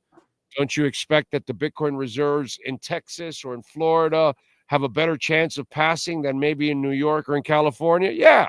You know what I'm saying? So politics are politics, whether you like it or not. I don't give a shit. I don't care about either side, but it's going to play into it now. And, if you're in the Big Ten, you're in the ACC or all that, man, what states are going to start charging? We do have a president that said no taxes on tips, no taxes for Social Security checks for retired people, which, oh my God, really? Why would we even tax people like that? That makes zero sense. But anyway, just stuff like that. And this is all part of this kind of, stuff that we're turning into. So this is going to be an interesting story, dude. It is. And it's funny. On the other side of this story, I was going to mention was I remember being at Bradenton IMG Academy last year, and they always put guys. They've got 18 to 20 guys every year that sign with D1 programs and get NIL. Right? They're all going to big time schools. And one of the things their football director was telling me was that the NCAA was going around to talk to the athletes to tell them, hey, you guys got to pay taxes on these NIL issues. And supposedly the first couple years of NIL, from what I was hearing secondhand, because again, these are all private matters. It's not like some of this is public record. You can't get public record of who's paying their taxes and who isn't when it comes to NIL. But it was becoming an issue where a lot of these kids that get these deals were not paying taxes on it, and then realizing after the fact, oh shit, I gotta pay taxes on this income. And so to me, that's the other, it's related to this story in that sense, where this is why Nick Saban is suggesting this. But I think without question, I mean, you're dealing with a lot of young people who are getting money, big time money for the first time in their life, and they don't realize some of the consequences. And it from covering the NFL. How many of those guys get drafted and don't know how to manage their money and don't pay taxes and get in trouble, financial issues all the time? Yeah. Exactly. That's why I wanted to bring this story up, because now it's also going to be a competitive advantage too. Yes. On top of all of that.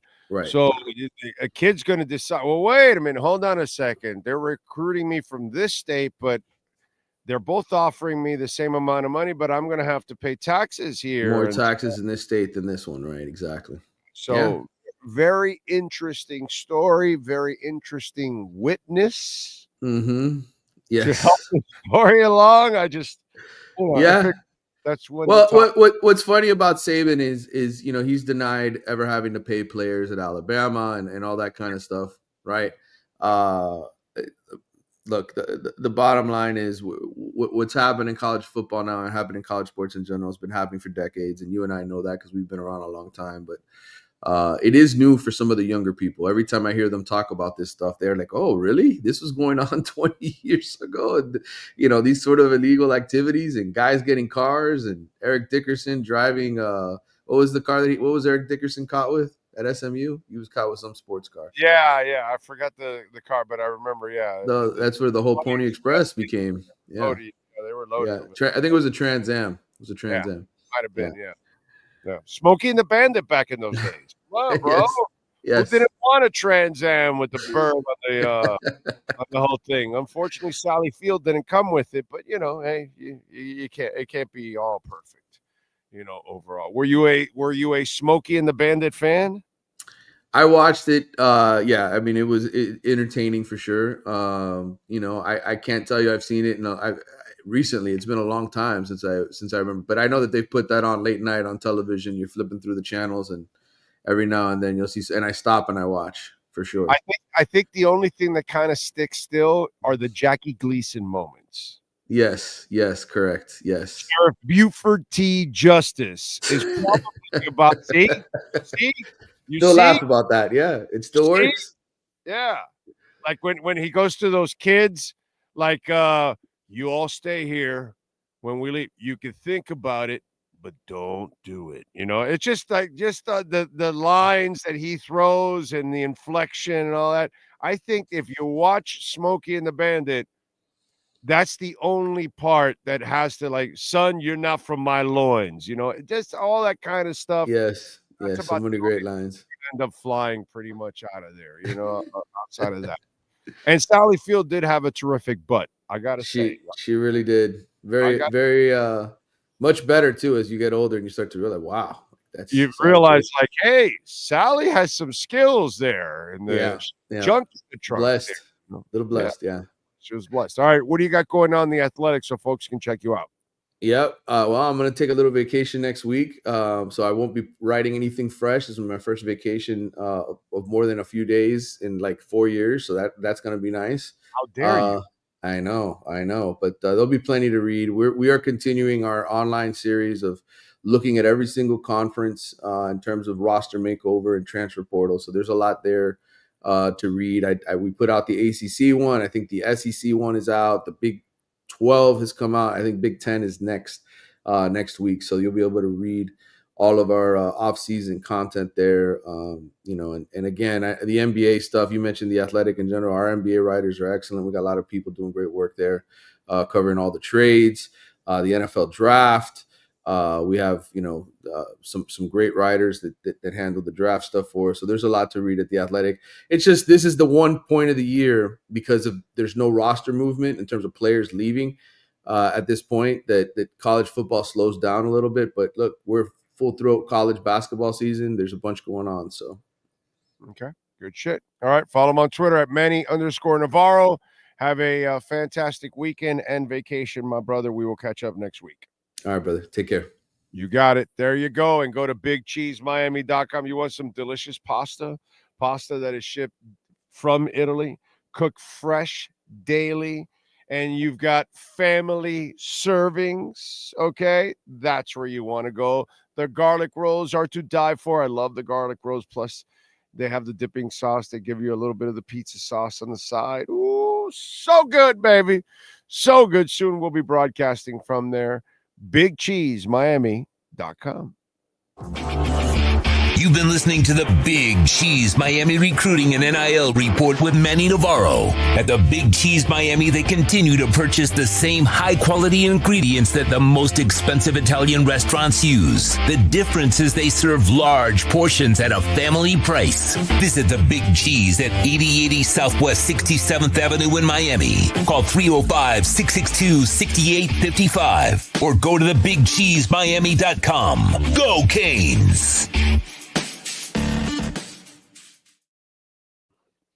By the way, I'd be remiss if I did not mention today that Howard Twilley, former Dolphin, passed away. The Miami Dolphins put out a post. It says, "We are deeply saddened by the passing of Howard Twilley, a founding player for the Dolphins in 1966. His touchdown in Super Bowl VII helped the Dolphins cap the NFL's only perfect season, and his contributions to the organization will be forever remembered." So rest in peace, Howard Twilley, born in 1943. We lost him now in 2025. Rest in peace, Howard Twilley. Got a good life in, man.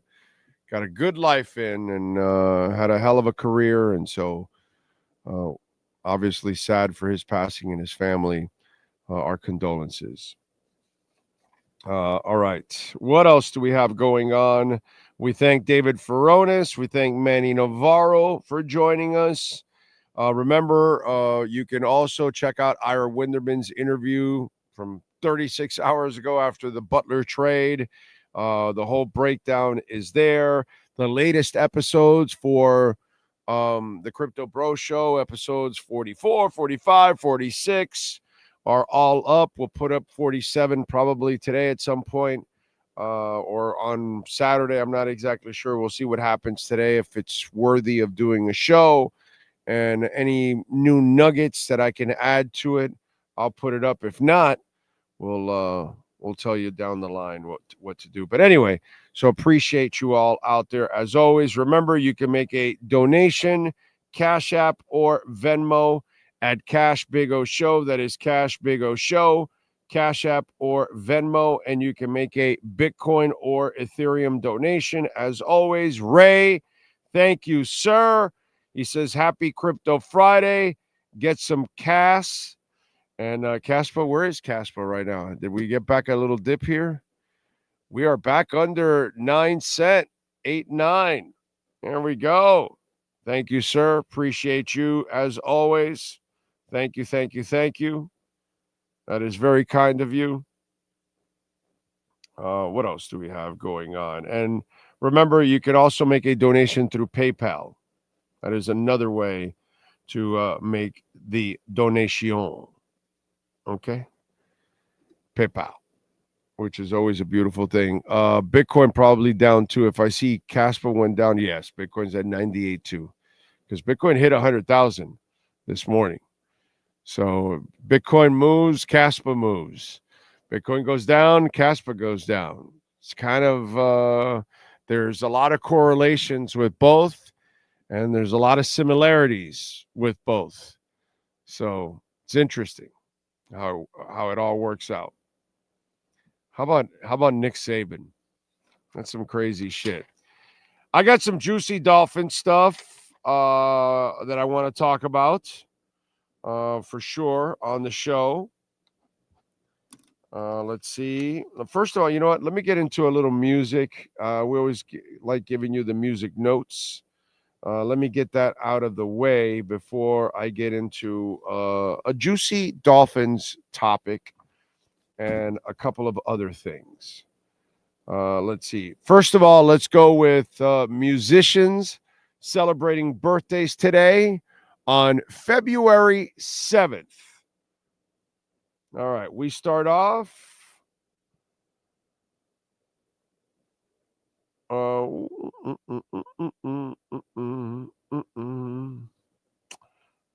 David Bryan, keyboardist with Bon Jovi, born on this date in 1962. Garth Brooks. I'm not a big country guy, but I know Garth Brooks. I mean, who the hell doesn't know Garth Brooks? You don't even have to be in the country.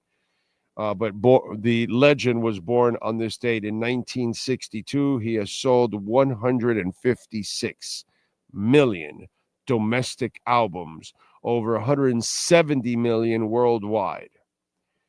Let's see. Steve Bronski, born on this date in 1960, from the Bronski Beat.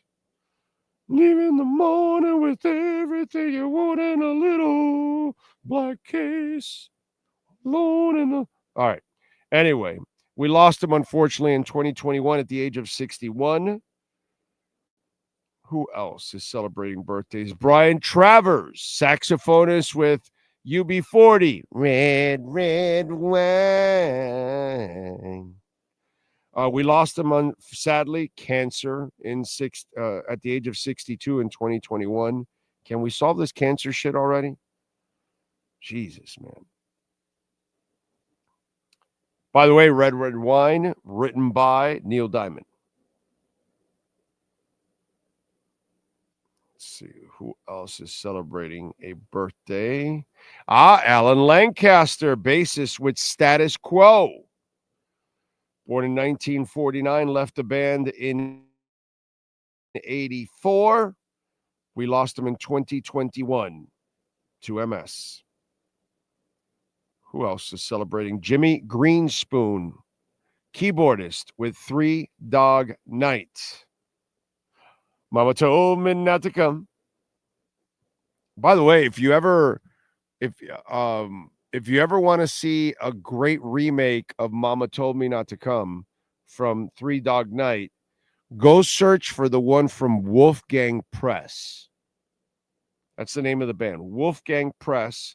Mama Told Me Not to Come. They did a terrific, a groovy remake back in the 90s. Let's see who else. All right, that's it for musicians. Now let's go with birthdays for regular famous people. Or I might think they're famous. I'm not sure. Because sometimes I ask you guys, because there are some people that I have no idea. Ashton Kutcher is 47 today. Chris Rock is 60 today. Let's see who else is celebrating. Shedeur Sanders is 23. Pierre Gasly, race car driver. Is he big enough? He's 29. I have no idea. Pierre Gasly. I don't know. That sounds like an F1 guy, possibly. Okay. I have no idea who he is, but I threw it out there. Matt, right, open wheels. Okay. Matt Stafford is 37 years old today. Charles Dickens, novelist, 1812 on this date. We lost him in 1870. Babyface, Ray, rapper, 34. Steve Nash, 51. Isaiah Thomas, basketball player, 36. Who else is celebrating birthdays today? James Spader is 62. And that is it. All right, Sean Stanley, give me wrestlers born on this date. Yes, sir. Tiger Toguchi turned 77 today. And a member of the bloodline that has not been introduced yet, Hikuleo, he turns 34. And I just saw in the comments an SCD, the Squared Circle Digest original, No Doubt, celebrates a birthday today, February 7th, 2025. I see there. All right. Happy birthday, No Doubt. Happy birthday to you, my brother. All right. And thank you, No Doubt, for your commitment and your support of our platform for a long time, dude. So I appreciate that immensely. I know Sean does too. You're here all the damn time. So thank you, man. That means a lot. A lot of you out there that are truly dedicated and really want to support the show and want it to grow and all of that and keep us around. So thank you all out there, man. It's very nice of you. Let's get to some music history, right? Find out what happened today on February 7th. Let's start off in 1969. The Who recorded A Pinball Wizard at London's Morgan Studio. They go on to play the tune at nearly every concert since they premiered the track live in May of 1969. I mean, when you got that supple wrist, you got to keep playing it. Or playing with it. In 76, Paul Simon's 50 Ways to Leave Your Lover. Just slip out the back, Jack. Making no plans, Stan. You don't need any coy, Roy. Just get yourself free. You hop on the bus, Gus. You don't need to discuss much. Just drop off the key, Lee, and get yourself free. 76. It was number one on the Americans singles chart. And I can remember the 45 because I owned it. And I bought it probably, was it Ricky Records in the, what was it? The Flagler Shopping Plaza, the Central Shopping Plaza, right next to Site 8. Anyway. In 79, Stephen Stills became the first rock performer to record on digital equipment when he laid down some tracks for LA Records Plant Studio. In 94, Blind Melon singer Shannon Hoon assaulted a security guard at an American Music Awards ceremony after his band lost the award for Best New Artist to Stone Temple Pilots. I mean, really? Blind Melon? How dare they pick a much better band like Stone Temple Pilots? Anyway, Shannon was later charged with battery, assault, resisting arrest, and destroying a police station's phone. What an idiot. Like, really, seriously. Blind Melon lived on one freaking song. Stone Temple Pilots, are you kidding me, dude? Come on. In 2003, oh, I'm not even reading about her. I can't read about her. In 2004, Queen's single "We Will Rock You" topped a poll of music fans to find the greatest rock anthem of all time. The band took second place too with Bohemian Rhapsody. There we go. By the way, whenever you see me read history, if anything has to do with Courtney Love, I read nothing that has to do with that piece of trash, just so you know. So I like sometimes a Courtney. So when you see me like, and you wonder, what's he skipping? It's anything Courtney Love I skip. I hop over it like if it was a hole.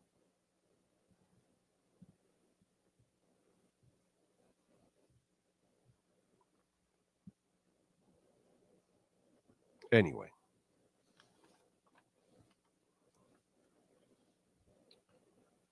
True Fin fan, I hope I'm wrong, but my prediction, just in case, I'm going with the Chefs.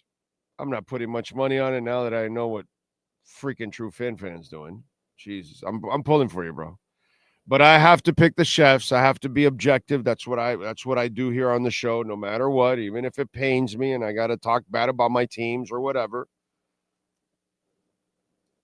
I'm going with the Chefs -1.5. I will add money during the game if the Chefs get any points at any time. If the Eagles go downfield and score on the first possession, I will bet on the Chefs again. That I will do. That's for sure. I don't put a lot of money, but I will do it for the hell of it. And as I explained I think I've explained it on the show in the last week, but I explained it now to Furones. I think they have the best head coach. I think they have the best offensive coordinator. I think they have the best quarterback, the best offensive player on the team. I think they have the best defensive player in Chris Jones on both teams. While the Eagles may have, you could arguably say, a better defense overall, Chris Jones is still the best player on the team, on both teams. And Steve Spagnuolo is the best defensive coordinator on both teams.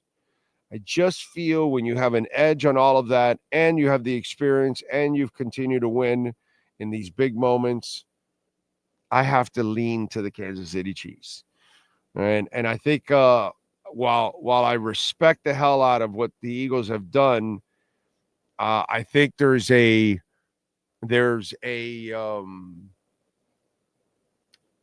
Chiefs what's that called? A Chiefs burnout going on. People are tired of the Chiefs. They're tired of Andy Reid's Nuggets. They're tired of Mahomes commercials. They're tired of Brittany Mahomes. They're tired of Taylor Swift. They're tired of all the attention that they get. Everything gets magnified, and this is what happens when you win. They hate the Yankees. They hate the Bulls. You know, it's just kind of the way it goes, the big three. When you start winning, you start rubbing people the wrong way. When it first happens, it's a surprise. It's beautiful. And then when you continue to win, oh, wait, you're cheating. You've got too many stars. You get to pay off everybody. You're the Dodgers. You're the Yankees, whatever. And, you know, they're not doing anything except following the rules of every sport that they're all part of. But whatever. It is what it is. And I'm just going to go with what I think is just the better in the most important things that have to exist. The best player on offense, the best quarterback, the best defensive player, the best coordinators, the best head coach. I don't know, foundationally, I got to go with that, dude. Got to go with that. So that's my prediction when it comes to the Super Bowl. I wish you all the best out there.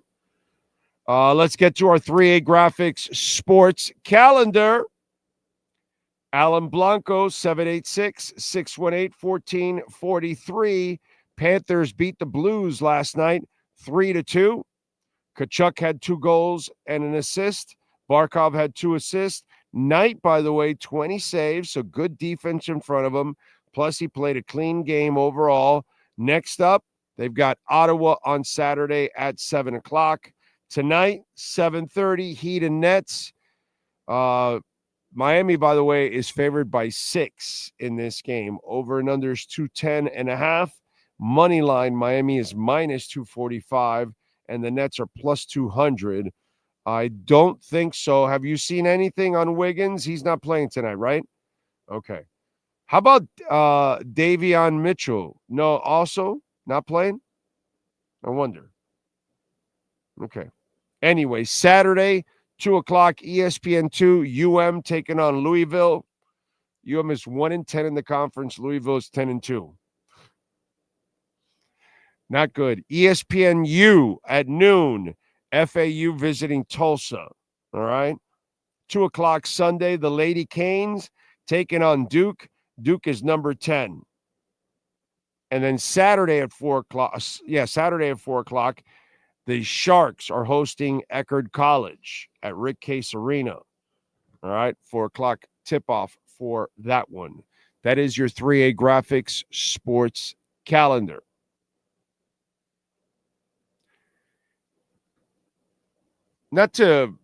I don't mean to be, rude or disgusting or whatever, because it has nothing, but I have to just mention it because it stands out. Yes, Sean? I'm sorry. I reached out to our insider. He said none of those guys are here yet. Okay, thank you. All right, there we go. Have you guys noticed that the starting five for the Lady Canes is a pretty good-looking starting five? I'm just saying. Just want to throw it out there. It's not just about the Twins either. Just saying, overall, impressive. So, and by the way, nice for the Lady Canes. They are now starting to win some ACC games because they started out the season really well, but then they got into this complete funk in the ACC and they couldn't win a damn game. And now lately they've been winning some ACC games. So good for the Lady Canes. But every time their starting five comes up on the board, let me see if I can bring it up. I gotta say, it's a good looking starting five. You know, I gotta say, props. Just saying. Props when props need to be given. It's not something you're ever going to say about, a lot of men's teams, a bunch of ugly dudes. Well, just got to say that. Props to the Lady Canes. It's a very good looking starting five, I got to say, overall. What else do we have here? Dolphin Dave is in the house. Furones said Chiefs haven't been blown away any team this year. David asked for it. Chiefs blowing out the Eagles. That's funny. It's kind of like Anthony Chang trying to injure Tyler Hero, right? That's what it seems like. So, what can I tell you? Teron Armstead was on Pro Football Talk Live. And apparently Furones didn't pick up on it. And I don't know who has yet. I haven't read some of the articles locally on it or anything like that, so I'm not exactly sure if anybody picked up on it. But I thought he said some damning stuff when it comes to the Miami Dolphins. And again, I'm going to turn it on Furones on this, how he phrased the entire interview, because I listened to it, I watched it. At no point did he say he was coming back. But the we stuff and being a part of the Dolphins, remember, he's still under contract. Remember, he still wants to be a professional. And so he doesn't want to, right from the get-go, he understands who he is and his stature. And if he goes out there on PFT and says, yeah, no, I think that team needs to improve and, I've moved on or whatever, then you're going to write about how he has distanced himself from it. He didn't want to do that. Okay? Because he knows there are good people in the building and they gave him a contract and he carried himself like a professional, unlike Jimmy Butler, those kind of things. There's a right way to handle things, and then there's a wrong way to handle things.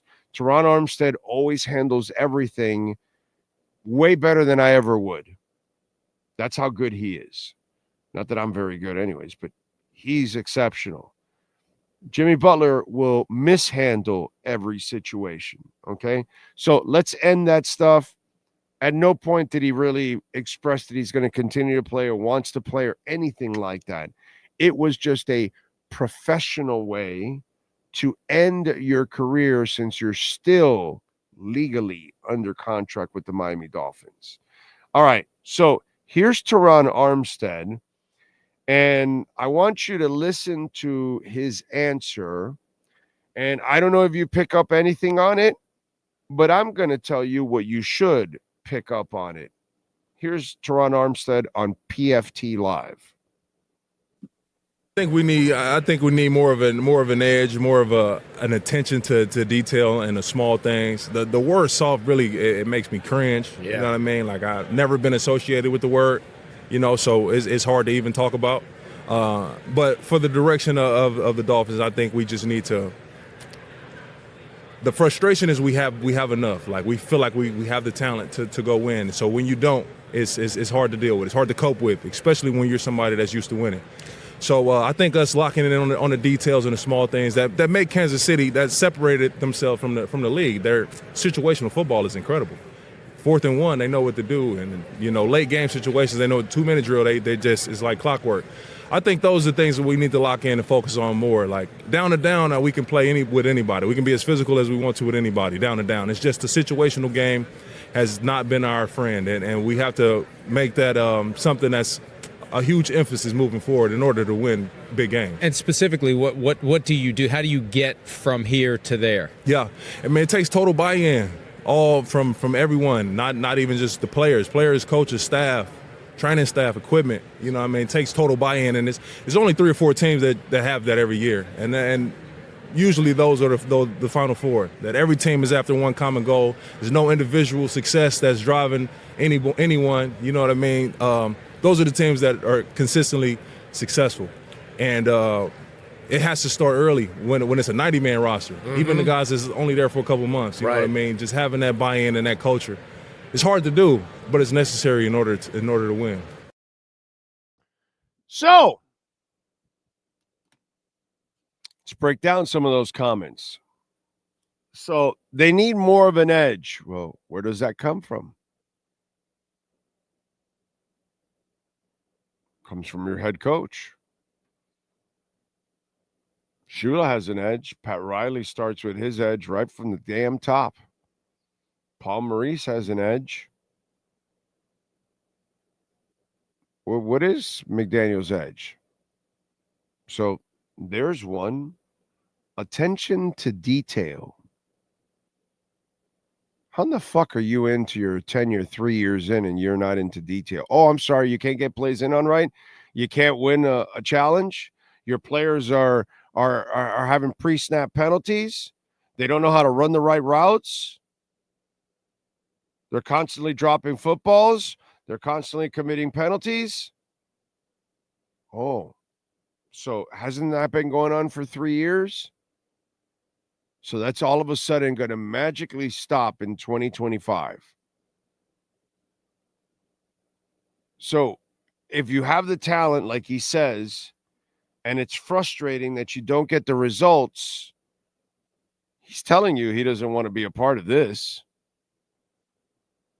He's telling you that he has a team that doesn't pay attention to detail because the coach doesn't coach detail. When you play for the Miami Heat, they will coach you all the way down to the detail. Okay? You're going to watch the Heat. They're going to make a bunch of mistakes because they're young.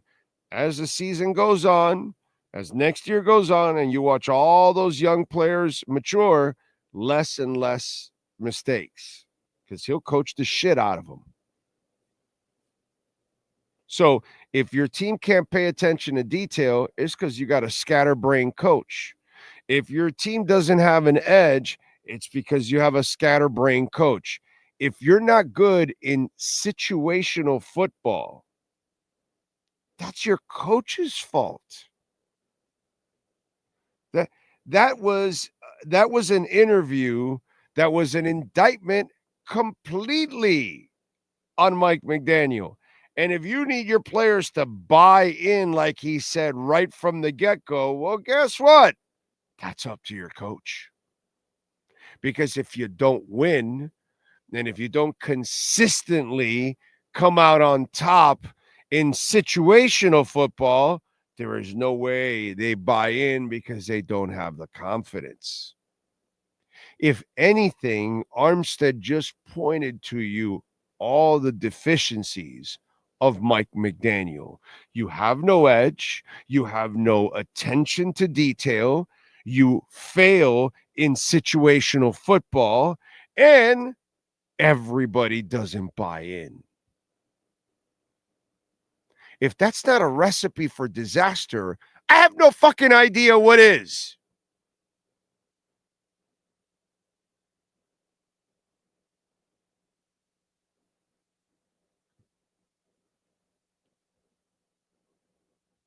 There you go. That's your classy, Hall of Fame caliber type player telling you exactly what's going on in the most professional manner that he can give it to you. And here I am dissecting, defining, and telling you exactly what he just said. All roads lead to Mike McDaniel. It's not about the personnel. We can get into a pissing contest and go back and forth on that. No matter what you give that guy, he ain't getting it done.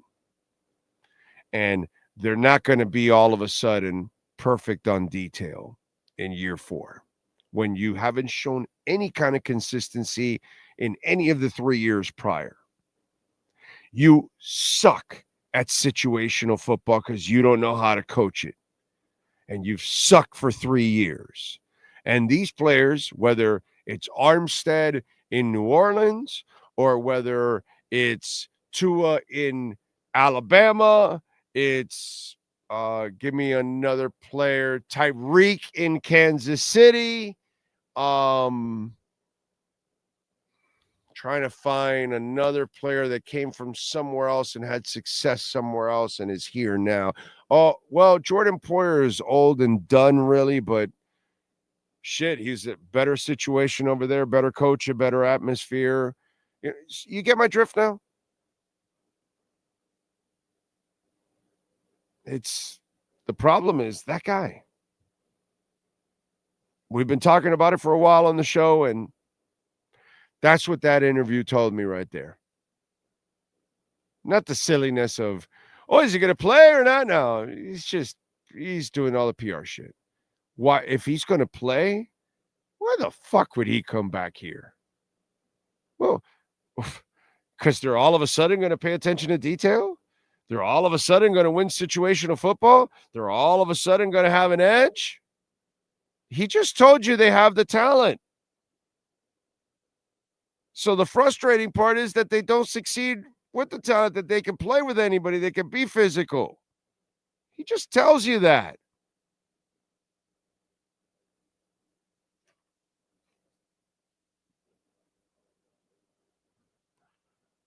...2025 season is done before it started because Mike McDaniel's your head coach.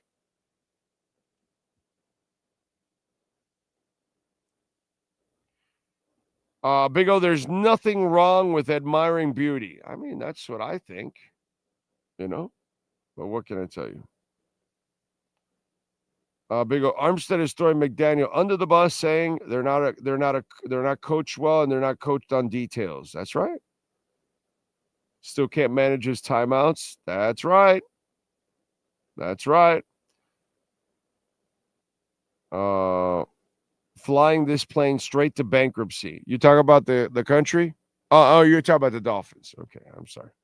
Most frustrating thing about this interview was the fact that we already knew it, been saying it now for a few seasons, yet the head coach keeps coming back, got an extension. No, dude, it took him years to figure out to fire Danny Crossman. It's like, what the fuck? Oh, Ty in the Bronx, thank you for the love in the super chat. He says, shout out to Armstead for speaking facts, Big O. Amen. A freaking men, dude. A freaking men. I'm telling you. A freaking men. It's crazy, man. It really is. It really is absolutely insanity what's going on. Let me see something here.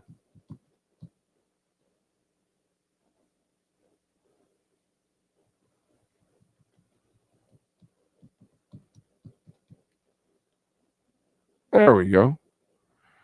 All right.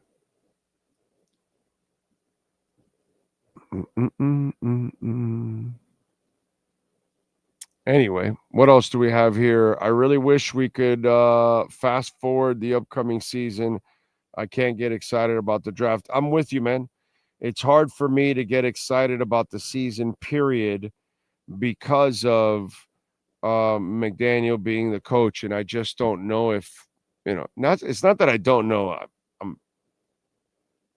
I'm pretty damn sure that we're not going anywhere, unfortunately, because of that guy. So that's the frustrating part. And it's just, it's crap. It sucks to have that kind of feeling right now with this team. All right, folks, we appreciate all of you out there, as always. Thanks to the great Sean Stanley. We thank David Furones. We thank Manny Navarro. We appreciate all of you that tuned in. Please smash the hell out of the like button before you go. We aren't even over 100, and there's 127 people watching. So please smash the hell out of the like button. Get us over 100, man. Let's go. Appreciate it. Share the show. Hopefully we'll be back. If there's enough stuff to talk about, I'll do a Crypto Bro show. If not, for sure, I'll do one tomorrow. You can bet on that. I'll definitely get one in there. We're gonna have more and more now, and get that thing going, and hopefully build it up. That's what we'd like to do. Build that thing up. We'll see you tomorrow, or later on today, or on Monday. Same time, same place, same bat channel.